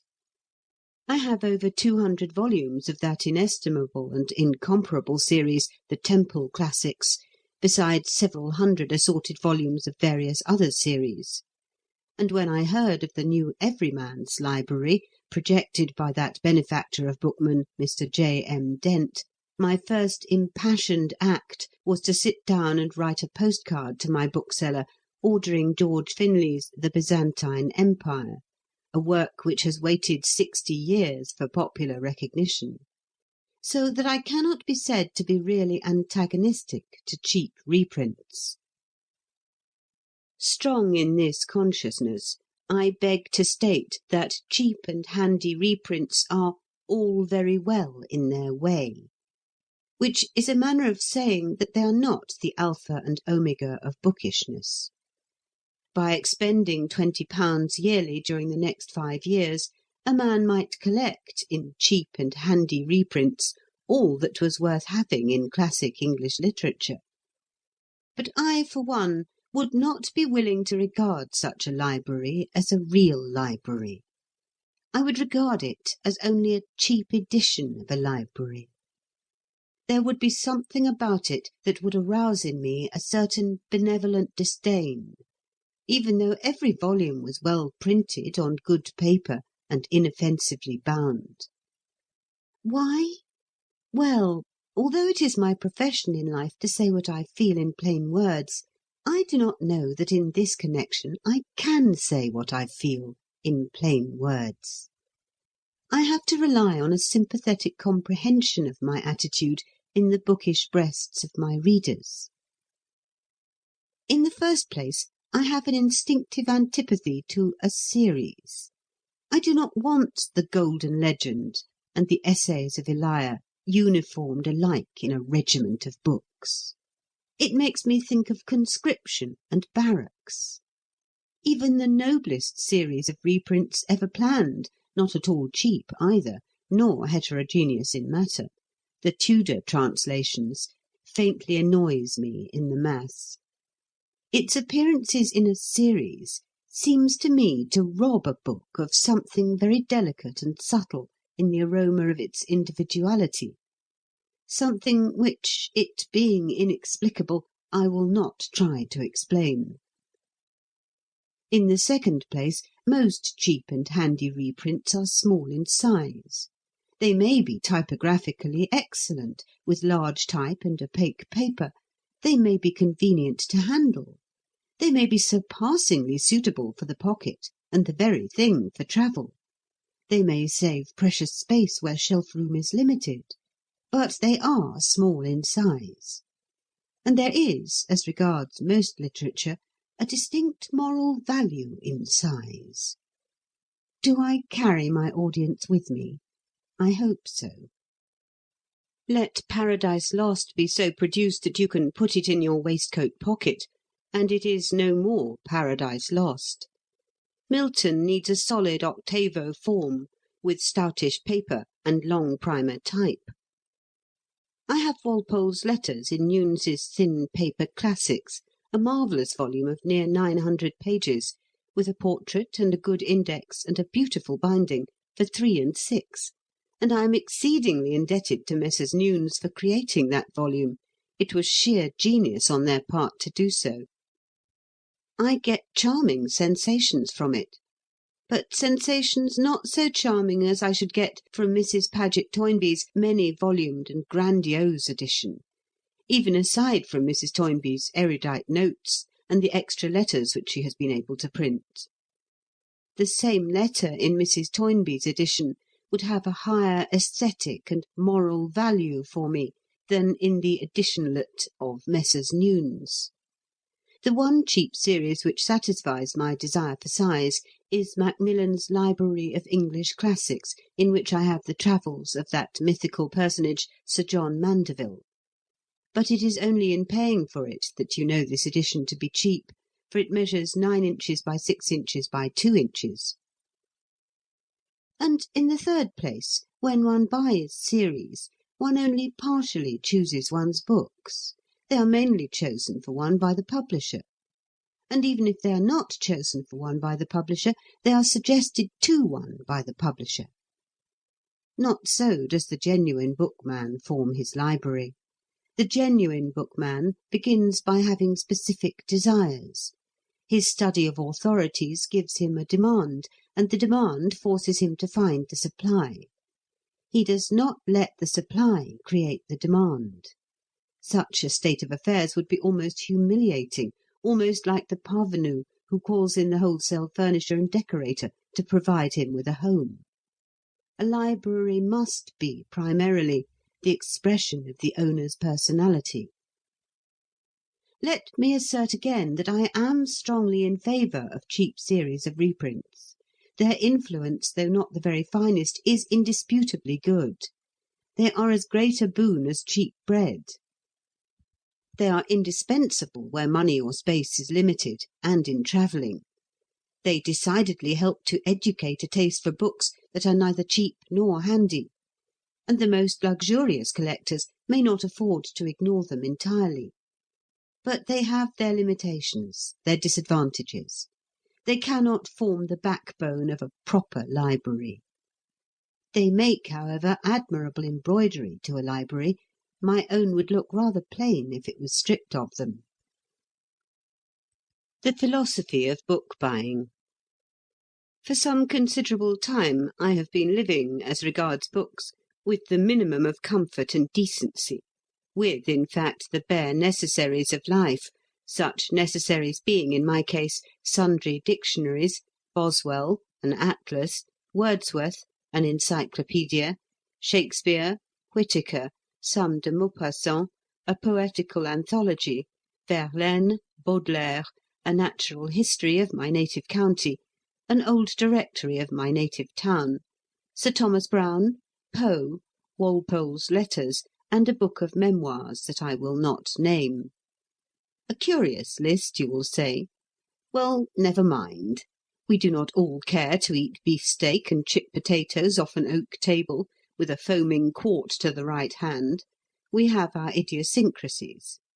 The point is that I existed on the bare necessaries of life, very healthy, doctors say, for a long time. And then, just lately, I summoned energy and caused 1,500 volumes to be transported to me, and I arranged them on shelves, and I rearranged them on shelves, and I left them to arrange themselves on shelves. Well, you know, the way that I walk up and down in front of these volumes, whose faces I had half forgotten, is perfectly infantile. It is like the way of a child at a menagerie. There, in its cage, is that 1839 edition of Shelley, edited by Mrs. Shelley, that I once nearly sold to the British Museum because the keeper of printed books thought he hadn't got a copy, only he had. And there, in a cage by himself, because of his terrible hugeness, is the 1652 Paris edition of Montaigne's Essays. And so I might continue, and so I would continue, were it not essential that I come to my argument. Do you suppose that the presence of these books, after our long separation, is making me read more than I did? Do you suppose I am engaged in looking up my favourite passages? Not a bit. The other evening I had a long tram journey, and before starting I tried to select a book to take with me. I couldn't find one to suit just the tram mood. As I had to catch the tram, I was obliged to settle on something, and in the end I went off with nothing more original than Hamlet, which I am really too familiar with. Then I bought an evening paper and read it all through, including advertisements. So I said to myself, this is a nice result of all my trouble to resume company with some of my books. However, as I have long since ceased to be surprised at the eccentric manner in which human nature refuses to act as one would have expected it to act, I was able to keep calm and unashamed during this extraordinary experience. And I am still walking up and down in front of my books and enjoying them without reading them. I wish to argue that a great deal of cant is talked and written about reading. Papers such as the Athenaeum, which nevertheless I peruse with joy from end to end every week, can scarcely notice a new edition of a classic without expressing in a grieved and pessimistic tone the fear that more people buy these agreeable editions than read them. And if it is so, what then? Are we only to buy the books that we read? The question has merely to be thus bluntly put, and it answers itself. All impassioned bookmen, except a few who devote their whole lives to reading, have rows of books on their shelves which they have never read, and which they never will read. I know that I have hundreds such. My eye rests on the works of Berkeley in 3 volumes, with a preface by the Right Honourable Arthur James Balfour. I cannot conceive the circumstances under which I shall ever read Berkeley, but I do not regret having bought him in a good edition, and I would buy him again if I had him not, for when I look at him some of his virtue passes into me. I am the better for him. A certain aroma of philosophy informs my soul, and I am less crude than I should otherwise be. This is not fancy, but fact. Taking Berkeley simply as an instance, I will utilize him a little further. I ought to have read Berkeley, you say, just as I ought to have read Spencer, Ben Jonson, George Eliot, Victor Hugo. Not at all. There is no ought about it. If the mass of obtainable first-class literature were, as it was perhaps a century ago, not too large to be assimilated by a man of ordinary limited leisure in his leisure and during the first half of his life, then possibly there might be an ought about it. But the mass has grown unmanageable, even by those robust professional readers who can grapple with whole libraries. And I am not a professional reader. I am a writer, just as I might be a hotel keeper, a solicitor, a doctor, a grocer, or an earthenware manufacturer. I read in my scanty spare time, and I don't read in all my spare time either. I have other distractions. I read what I feel inclined to read, and I am conscious of no duty to finish a book that I don't care to finish. I read in my leisure, not from a sense of duty, not to improve myself, but solely because it gives me pleasure to read. Sometimes it takes me a month to get through one book. I expect my case is quite an average case. But am I going to fetter my buying to my reading? Not exactly.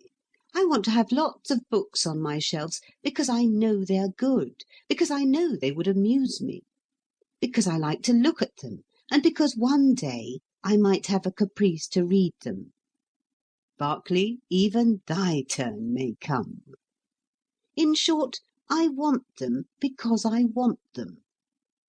And shall I be deterred from possessing them by the fear of some sequestered and singular person, some person who has read vastly, but who doesn't know the difference between a J.S. Muria cigar and an R.P. Muria, strolling in and bullying me with the dreadful query, "Sir, do you read your books?" Therefore I say, in buying a book, be influenced by 2 considerations only. Are you reasonably sure that it is a good book? Have you a desire to possess it? Do not be influenced by the probability or the improbability of your reading it. After all, one does read a certain proportion of what one buys. And further, instinct counts. The man who spends £half-a-crown on Stubbs's early Plantagenets instead of going into the Gaiety pit to see the spring chicken will probably be the sort of man who can suck goodness out of Stubbs's early Plantagenets years before he bestirs himself to read it. End of chapter 6. Mental Efficiency and Other Hints to Men and Women by Arnold Bennett. Chapter 7. Success. Candid Remarks. There are times when the whole free and enlightened press of the United Kingdom seems to become strangely interested in the subject of success, of getting on in life. We are passing through such a period now. It would be difficult to name the prominent journalists who have not lately written, in some form or another, about success.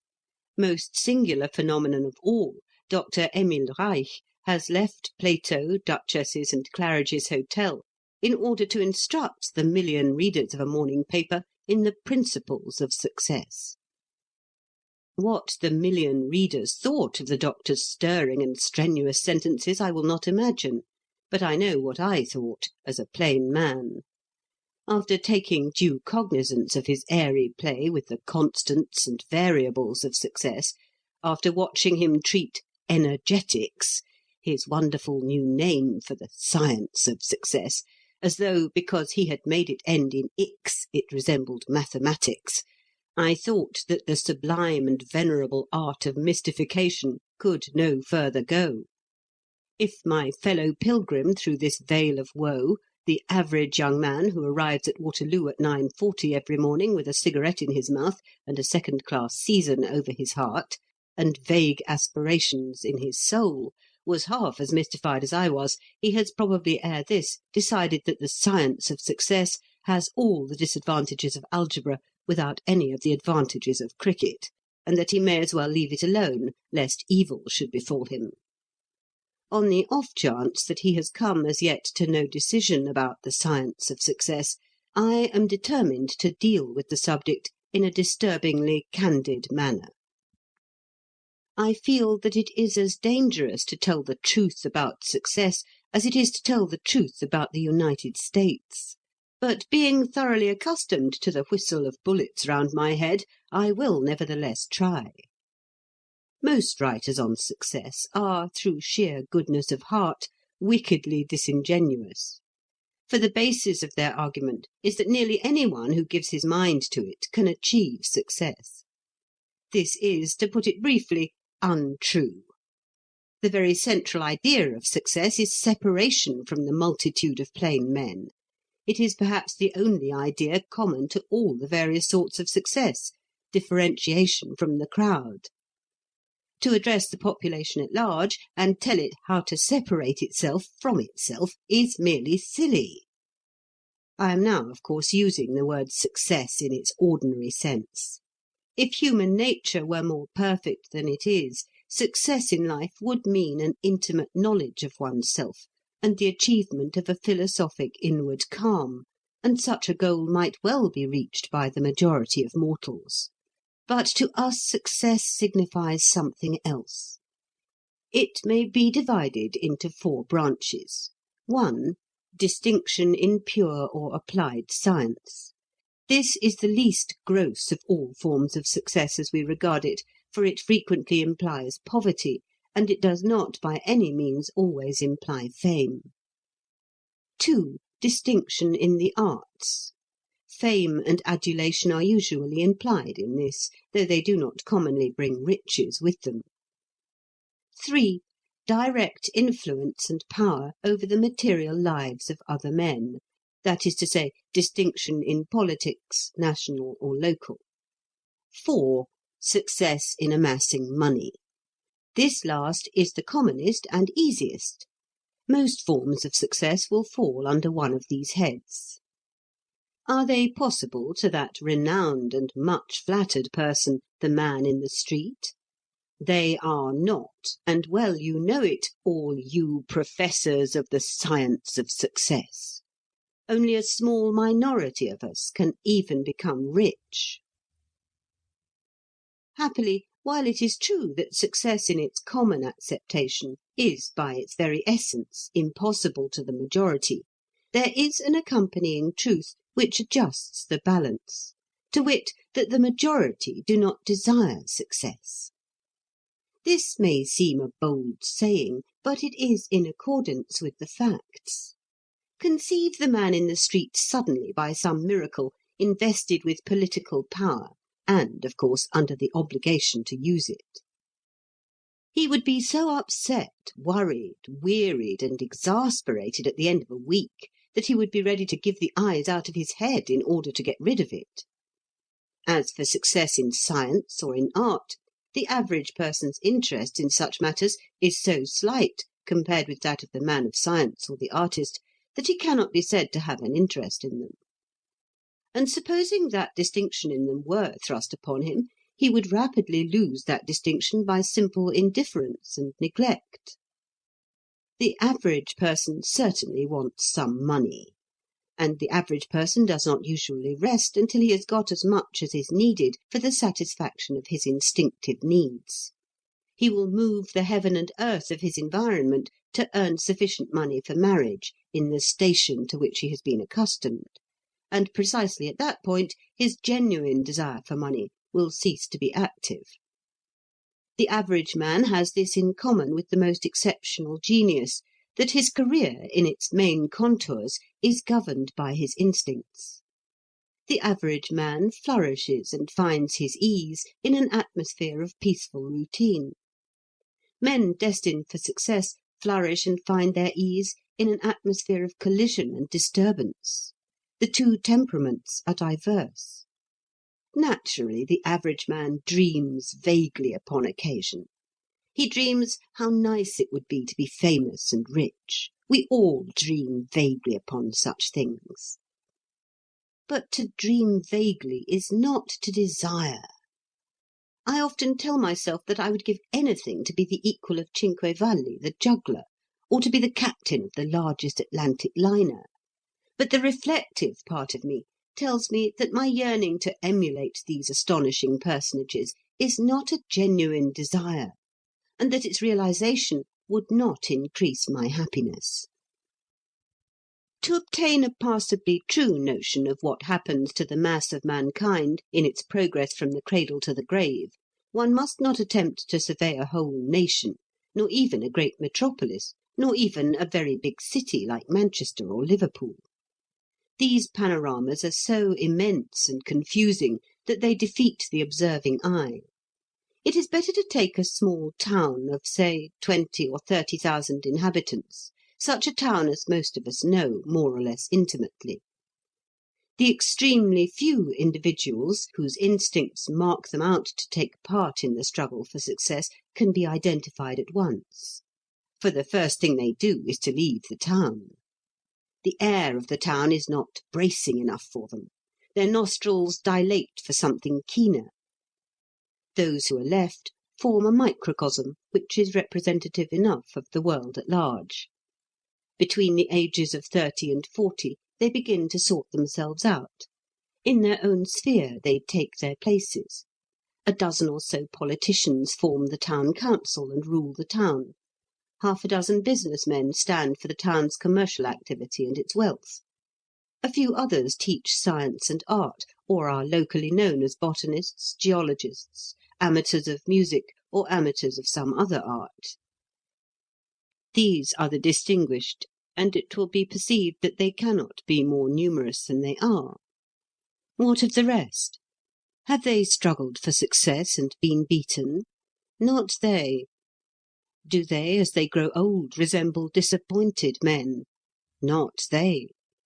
They have fulfilled themselves modestly. They have got what they genuinely tried to get. They have never even gone near the outskirts of the battle for success. But they have not failed. The number of failures is surprisingly small. You see a shabby, disappointed, ageing man flit down the main street, and someone replies to your inquiry, "That's so-and-so, one of life's failures, poor fellow." And the very tone in which the words are uttered proves the excessive rarity of the real failure. It goes without saying that the case of the handful who have left the town in search of the success with the capital S has a tremendous interest of curiosity for the mass who remain. I will consider it. The successful and the unsuccessful. Having boldly stated that success is not and cannot be within grasp of the majority, I now proceed to state, as regards the minority, that they do not achieve it in the manner in which they are commonly supposed to achieve it. And I may add an expression of my thankfulness that they do not. The popular delusion is that success is attained by what I may call the Benjamin Franklin method. Franklin was a very great man. He united in his character a set of splendid qualities, as various in their different ways as those possessed by Leonardo da Vinci. I have an immense admiration for him. But his autobiography does make me angry. His autobiography is understood to be a classic, and if you say a word against it in the United States, you are apt to get killed. I do not, however, contemplate an immediate visit to the United States, and I shall venture to assert that Benjamin Franklin's autobiography is a detestable book and a misleading book. I can recall only two other volumes which I would more willingly revile. One is Samuel Budgett, the Successful Merchant, and the other is From Log Cabin to White House, being the history of President Garfield. Such books may impose on boys, and it is conceivable that they do not harm boys. Franklin, by the way, began his autobiography in the form of a letter to his son. But the grown man who can support them without nausea ought to go and see a doctor, for there is something wrong with him. I began now, blandly remarks Franklin, to have some acquaintance among the young people of the town that were lovers of reading, with whom I spent my evenings very pleasantly. In italics, and gained money by my industry and frugality. End of italics.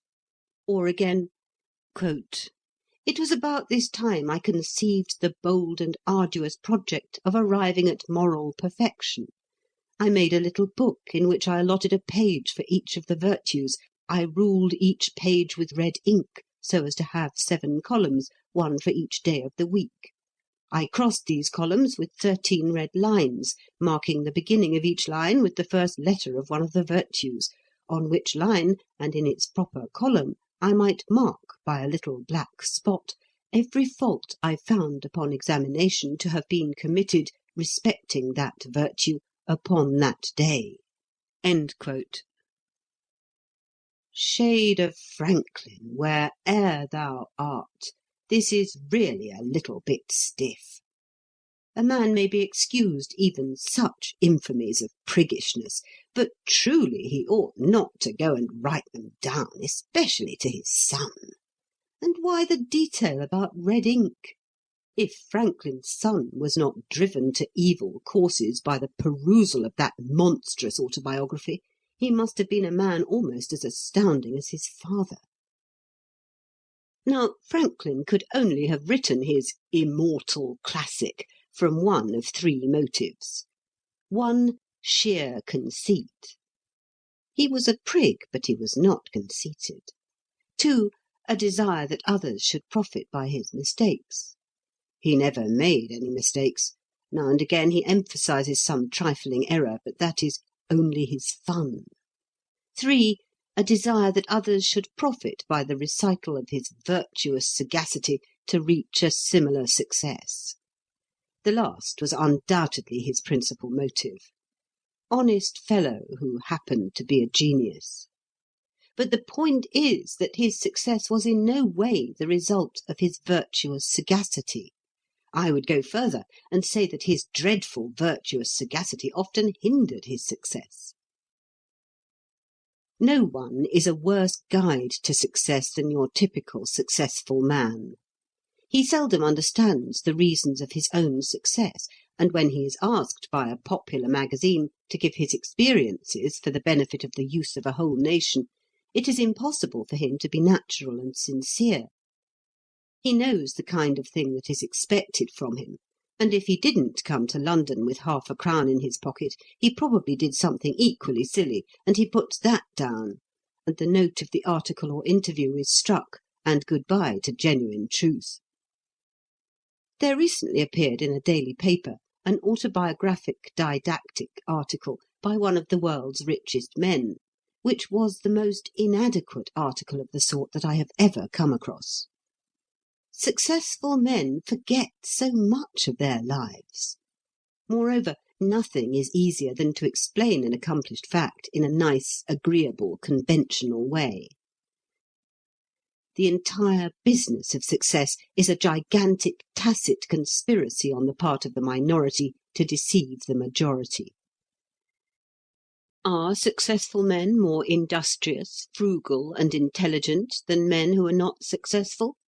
I maintain that they are not, and I have studied successful men at close quarters.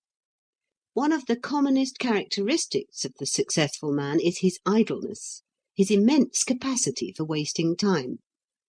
I stoutly assert that, as a rule, successful men are by habit comparatively idle. As for frugality, it is practically unknown among the successful classes. This statement applies with particular force to financiers. As for intelligence, I have over and over again been startled by the lack of intelligence in successful men. They are, indeed, capable of stupidities that would be the ruin of a plain clerk. And much of the talk in those circles which surround the successful man is devoted to the enumeration of instances of his lack of intelligence. Another point. Successful men seldom succeed as the result of an ordered arrangement of their lives. They are the least methodical of creatures. Naturally, when they have arrived, they amuse themselves and impress the majority by being convinced that right from the start, with a steady eye on the goal, they had carefully planned every foot of the route. No. Great success never depends on the practice of the humbler virtues, though it may occasionally depend on the practice of the prouder vices. Use industry, frugality, and common sense by all means, but do not expect that they will help you to success, because they will not. I shall no doubt be told that what I have just written has an immoral tendency, and is a direct encouragement to sloth, thriftlessness, etc. One of our chief national faults is our hypocritical desire to suppress the truth on the pretext that to admit it would encourage sin, whereas the real explanation is that we are afraid of the truth. I will not be guilty of that fault. I do like to look a fact in the face without blinking. I am fully persuaded that, per head, there is more of the virtues in the unsuccessful majority than in the successful minority. In London alone are there not hundreds of miles of streets crammed with industry, frugality, and prudence? Some of the most brilliant men I have known have been failures, and not through lack of character either. And some of the least gifted have been marvellously successful. It is impossible to point to a single branch of human activity in which success can be explained by the conventional principles that find general acceptance. I hear you, O reader, murmuring to yourself, "This is all very well, but he is simply being paradoxical for his own diversion." I would that I could persuade you of my intense seriousness. I have endeavoured to show what does not make success. I will next endeavour to show what does make it. But my hope is forlorn. The inwardness of success. Of course, one can no more explain success than one can explain Beethoven's C minor symphony. One may state what key it is written in, and make expert reflections upon its form, and catalogue its themes, and relate it to symphonies that preceded it, and symphonies that followed it, but in the end one is reduced to saying that the C minor symphony is beautiful, because it is. In the same manner, one is reduced to saying that the sole real difference between success and failure is that success succeeds. This being frankly admitted at the outset, I will allow myself to assert that there are three sorts of success. Success A is the accidental sort. It is due to the thing we call chance, and to nothing else. We are all of us still very superstitious, and the caprices of chance have a singular effect upon us. Suppose that I go to Monte Carlo and announce to a friend my firm conviction that red will turn up next time, and I back red for the maximum, and red does turn up. My friend, in spite of his intellect, will vaguely attribute to me a mysterious power. Yet chance alone would be responsible. If I did that 6 times running, all the players at the table would be interested in me. If I did it a dozen times, all the players in the casino would regard me with awe. Yet chance alone would be responsible. If I did it 18 times, my name would be in every newspaper in Europe. Yet chance alone would be responsible. I should be, in that department of human activity, an extremely successful man, and the vast majority of people would instinctively credit me with gifts that I do not possess. If such phenomena of superstition can occur in an affair where the agency of chance is open and avowed, how much more probable is it that people should refuse to be satisfied with the explanation of sheer accident in affairs where it is to the interest of the principal actors to conceal the role played by chance. Nevertheless, there can be no doubt in the minds of persons who have viewed success at close quarters that a proportion of it is due solely and utterly to chance. Successful men flourish today and have flourished in the past who have no quality whatever to differentiate them from the multitude. Red has turned up for them a sufficient number of times, and the universal superstitious instinct not to believe in chance has accordingly surrounded them with a halo. It is merely ridiculous to say, as some do say, that success is never due to chance alone, because nearly everybody is personally acquainted with reasonable proof, on a great or a small scale, to the contrary. The second sort of success, B, is that made by men who, while not gifted with first-class talents, have, beyond doubt, the talent to succeed. I should describe these men by saying that, though they deserve something, they do not deserve the dazzling reward known as success. They strike us as overpaid. We meet them in all professions and trades, and we do not really respect them. They excite our curiosity, and perhaps our envy. They may rise very high indeed, but they must always be unpleasantly conscious of a serious reservation in our attitude towards them. And if they could read their obituary notices, they would assuredly discern therein a certain chilliness, however kindly we acted up to our great national motto of De mortuis nil nist bunkum. It is this class of success which puzzles the social student. How comes it that men without any other talent possess a mysterious and indefinable talent to succeed? Well, it seems to me that such men always display certain characteristics. And the chief of these characteristics is the continual, insatiable wish to succeed. They are preoccupied with the idea of succeeding. We others are not so preoccupied. We dream of success at intervals, but we have not the passion for success. We don't lie awake at nights pondering upon it. The second characteristic of these men springs naturally from the first. They are always on the lookout. This does not mean that they are industrious. I stated in a previous article my belief that, as a rule, successful men are not particularly industrious. A man on a raft with his shirt for a signal cannot be termed industrious, but he will keep his eyes open for a sail on the horizon. If he simply lies down and goes to sleep, he may miss the chance of his life in a very special sense. The man with the talent to succeed is the man on the raft who never goes to sleep. His indefatigable orb sweeps the main from sunset to sunset. Having sighted a sail, he gets up on his hind legs and waves that shirt in so determined a manner that the ship is bound to see him and take him off.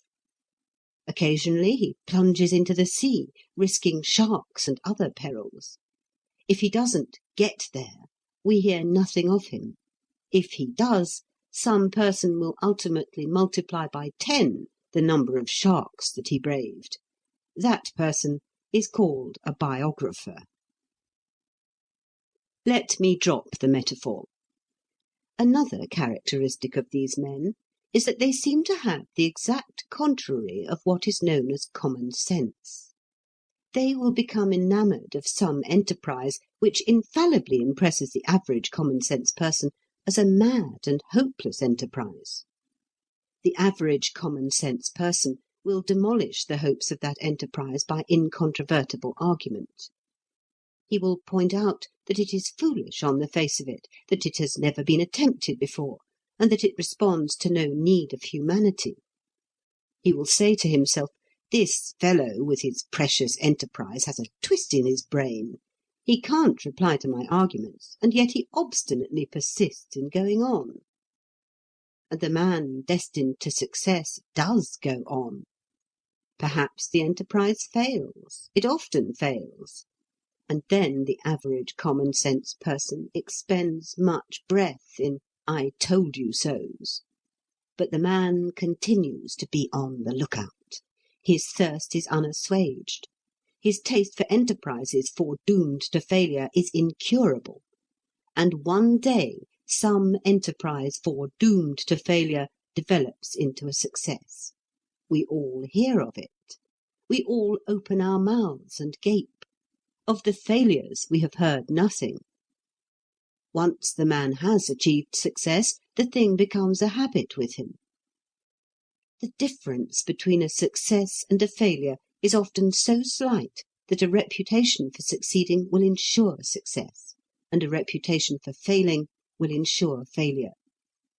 Chance plays an important part in such careers, but not a paramount part.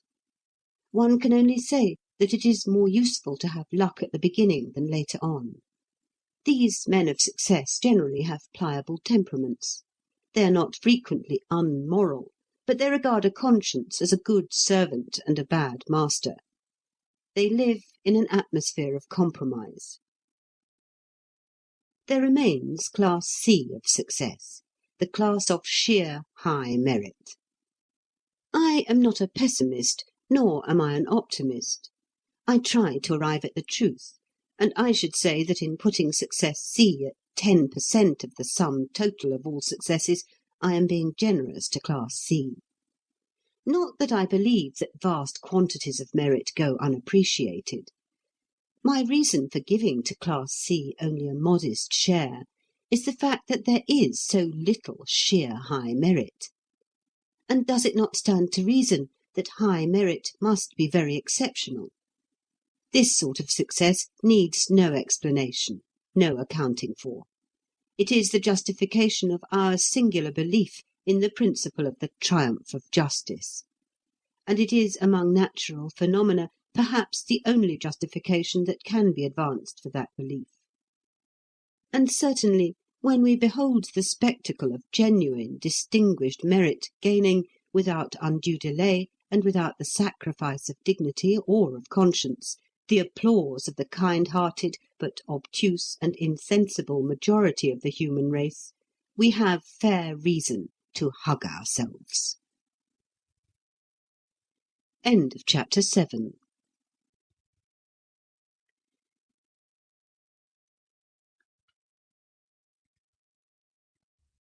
Mental Efficiency and Other Hints to Men and Women by Arnold Bennett. Chapter 8. The Petty Artificialities.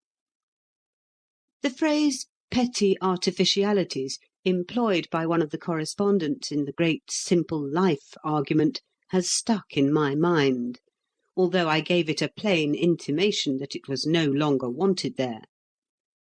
Perhaps it sheds more light than I had at first imagined on the mental state of the persons who use it when they wish to arraign the conditions of modern life.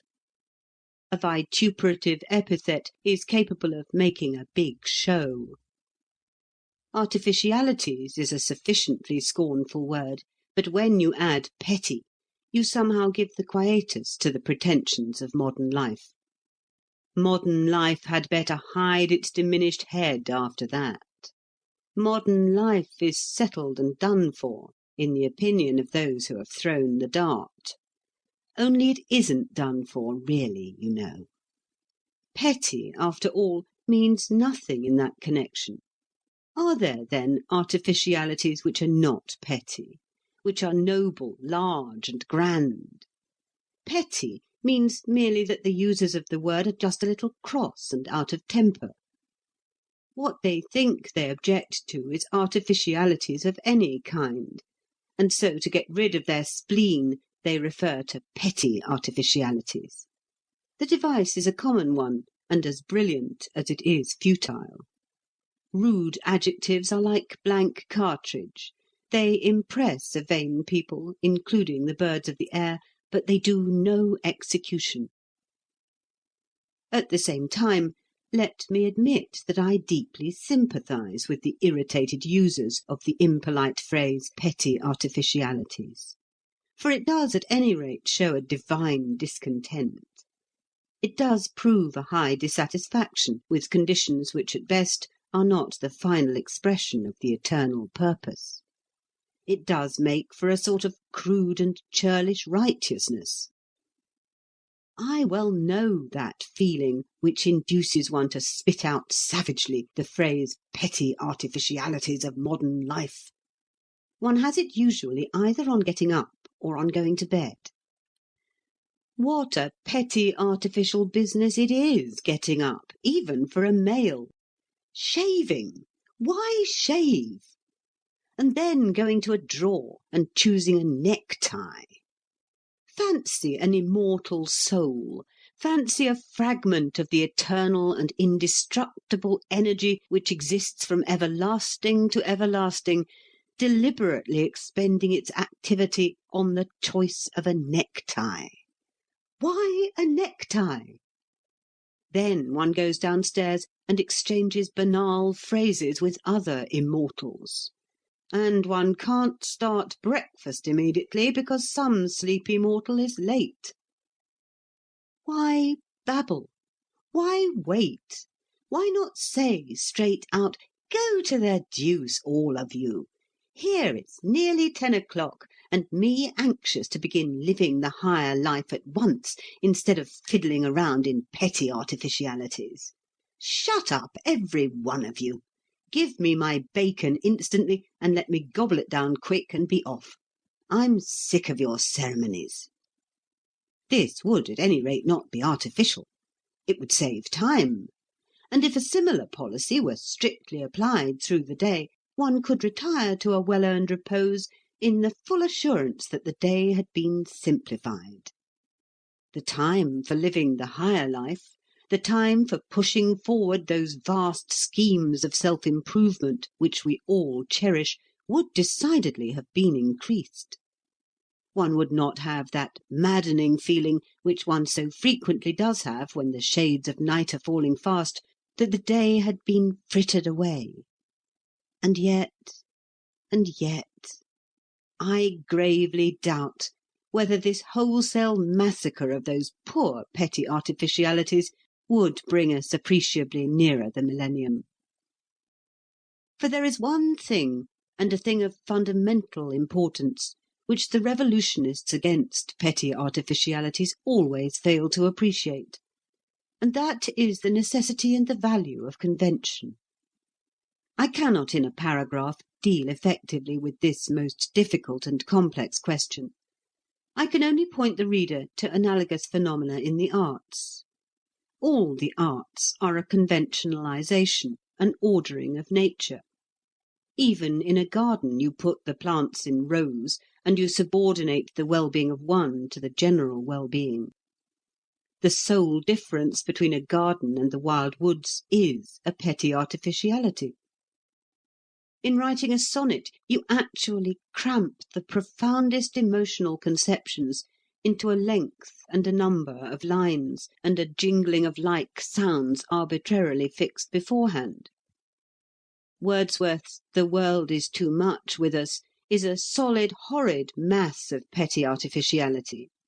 Why couldn't the fellow say what he meant and have done with it, instead of making powers rhyme with hours, and worrying himself to use exactly 140 syllables? As for music, the amount of time that must have been devoted to petty artificiality in the construction of an affair like Bach's Chaconne is simply staggering.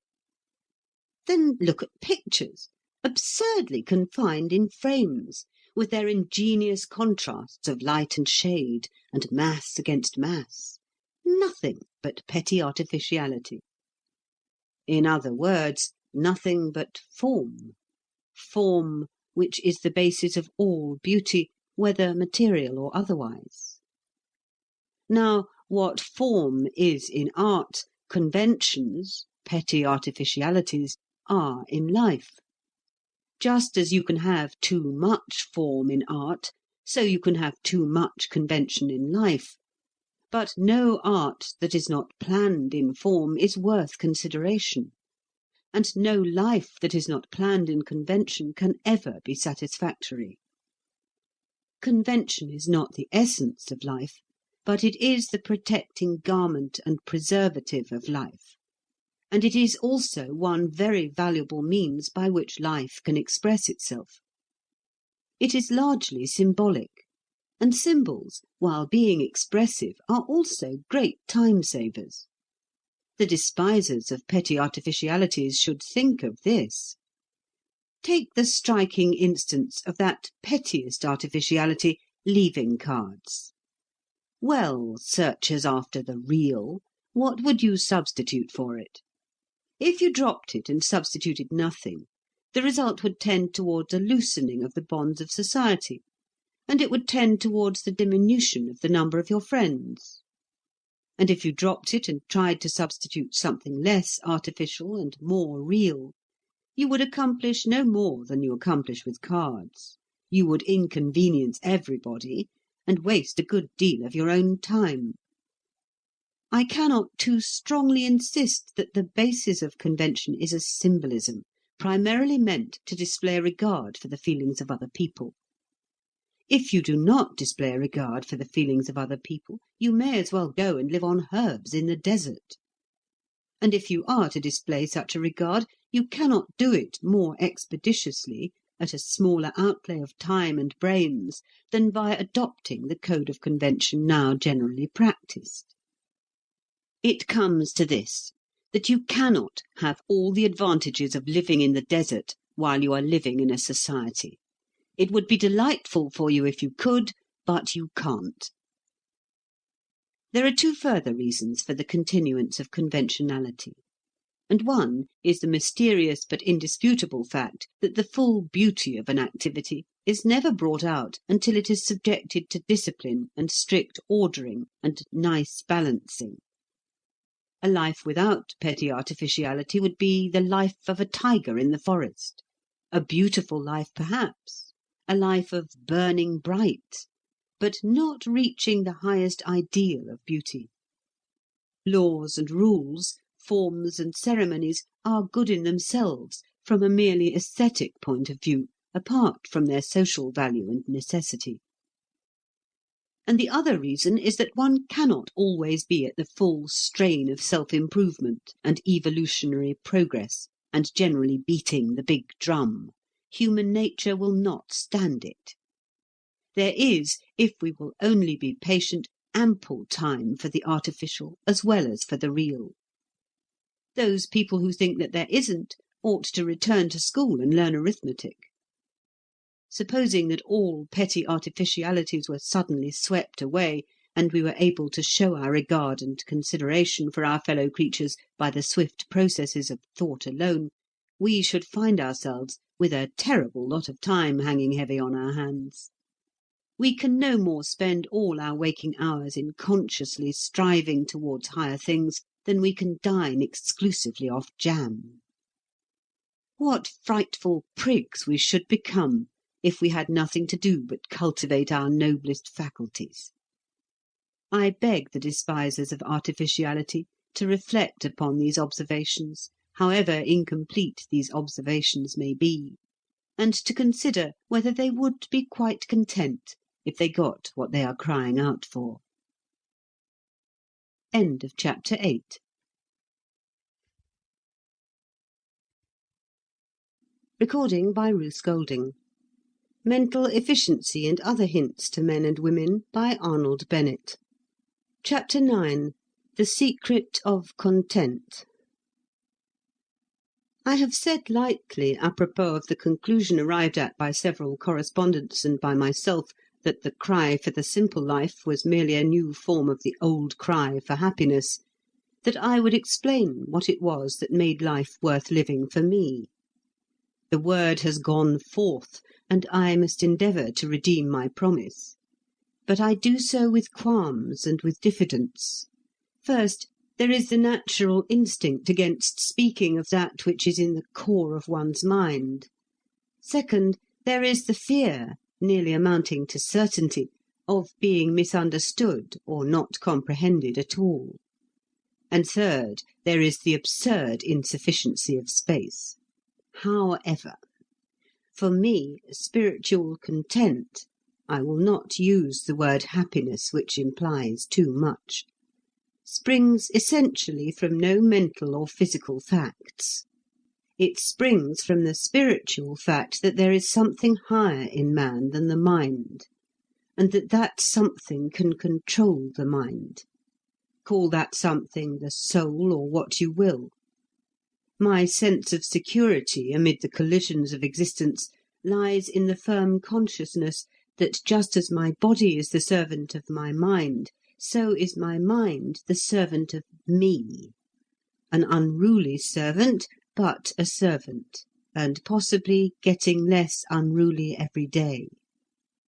Often have I said to that restive brain, "Now, O mind, sole means of communication between the divine me and all external phenomena, you are not a free agent. You are a subordinate. You are nothing but a piece of machinery, and obey me you shall." The mind can only be conquered by regular meditation, by deciding beforehand what direction its activity ought to take, and insisting that its activity takes that direction. Also by never leaving it idle, undirected, masterless, to play at random like a child in the streets after dark. This is extremely difficult, but it can be done, and it is marvellously well worth doing. The fault of the epoch is the absence of meditativeness. A sagacious man will strive to correct in himself the faults of his epoch. In some deep ways, the 12th century had advantages over the 20th. It practised meditation. The 20th does Sandow exercises. Meditation, I speak only for myself, is the least dispensable of the day's doings. What do I force my mind to meditate upon? Upon various things, but chiefly upon one. Namely, that force, energy, life, the incomprehensible has many names, is indestructible, and that in the last analysis there is only one single, unique force, energy, life. Science is gradually reducing all elements to one element. Science is making it increasingly difficult to conceive matter apart from spirit. Everything lives.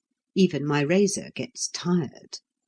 And the fatigue of my razor is no more nor less explicable than my fatigue after a passage of arms with my mind. The force in it and in me has been transformed, not lost. All force is the same force. Science just now has a tendency to call it electricity, but I am indifferent to such baptisms. The same force pervades my razor, my cow in my field, and the central me, which dominates my mind, the same force in different stages of evolution. And that force persists forever. In such paths do I compel my mind to walk daily. Daily it has to recognize that the mysterious ego controlling it is a part of that divine force which exists from everlasting to everlasting, and which in its ultimate atoms nothing can harm. By such a course of training, even the mind, the coarse, practical mind, at last perceives that worldly accidents don't count. But, you will exclaim, this is nothing but the immortality of the soul over again. Well, in a slightly more abstract form, it is. I never said I had discovered anything new. I do not permit myself to be dogmatic about the persistence of personality or even of individuality after death. But in basing my physical and mental life on the assumption that there is something in me which is indestructible and essentially changeless, I go no further than science points. Yes, if it gives you pleasure, let us call it the immortality of the soul. If I miss my train, or my tailor disgraces himself, or I lose that earthly manifestation of force that happens to be dearest to me, I say to my mind, mind, concentrate your powers upon the full realization of the fact that I, your master, am immortal and beyond the reach of accidents. And my mind, knowing by this time that I am a hard master, obediently does so. Am I, a portion of the infinite force that existed billions of years ago and which will exist billions of years hence, going to allow myself to be worried by any terrestrial, physical or mental event? I am not. As for the vicissitudes of my body, that servant of my servant, it had better keep its place and not make too much fuss. Not that any fuss occurring in either of these outward envelopes of the eternal me could really disturb me. The eternal is calm. It has the best reason for being so. So you say to yourselves, here is a man in a penny weekly paper advocating daily meditation upon the immortality of the soul as a cure for discontent and unhappiness. A strange phenomenon. That it should be strange is an indictment of the epoch. My only reply to you is this: try it. Of course, I freely grant that such meditation, while it casts out fear, slowly kills desire and makes for a certain high indifference, and that the extinguishing of desire, with an accompanying indifference, be it high or low, is bad for youth. But I am not a youth, and today I am writing for those who have tasted disillusion, which youth has not. Yet I would not have you believe that I scorn the brief joys of this world. My attitude towards them would fain be that of Socrates, as stated by the incomparable Marcus Aurelius. He knew how to lack and how to enjoy those things in the lack whereof most men show themselves weak, and in the fruition intemperate. Besides commanding my mind to dwell upon the indestructibly and final omnipotence of the force which is me, I command it to dwell upon the logical consequence of that unity of force which science is now beginning to teach. The same essential force that is me is also you. Says the Indian proverb, I met 100 men on the road to Delhi, and they were all my brothers. Yes. And they were all my twin brothers, if I may so express it, and 1,000 times closer to me even than the common conception of twin brothers. We are all of us the same in essence. What separates us is merely differences in our respective stages of evolution. Constant reflection upon this fact must produce that universal sympathy which alone can produce a positive content. It must do away with such ridiculous feelings as blame, irritation, anger, resentment. It must establish in the mind an all-embracing tolerance. Until a man can look upon the drunkard in his drunkenness, and upon the wife-beater in his brutality, with pure and calm compassion, until his heart goes out instinctively to every other manifestation of the unique force, until he is surcharged with an eager and unconquerable benevolence towards everything that lives, until he has utterly abandoned the presumptuous practice of judging and condemning, he will never attain real content.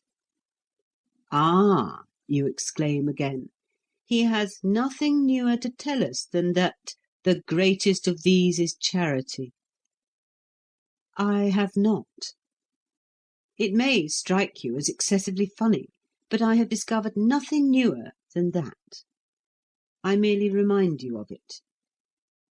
Thus it is, twins on the road to Delhi, by continual meditation upon the indestructibility of force, that I try to cultivate calm, and by continual meditation upon the oneness of force, that I try to cultivate charity, being fully convinced that in calmness and in charity lies the secret of a placid, if not ecstatic, happiness. It is often said that no thinking person can be happy in this world. My view is that the more a man thinks, the more happy he is likely to be. I have spoken. I am overwhelmingly aware that I have spoken crudely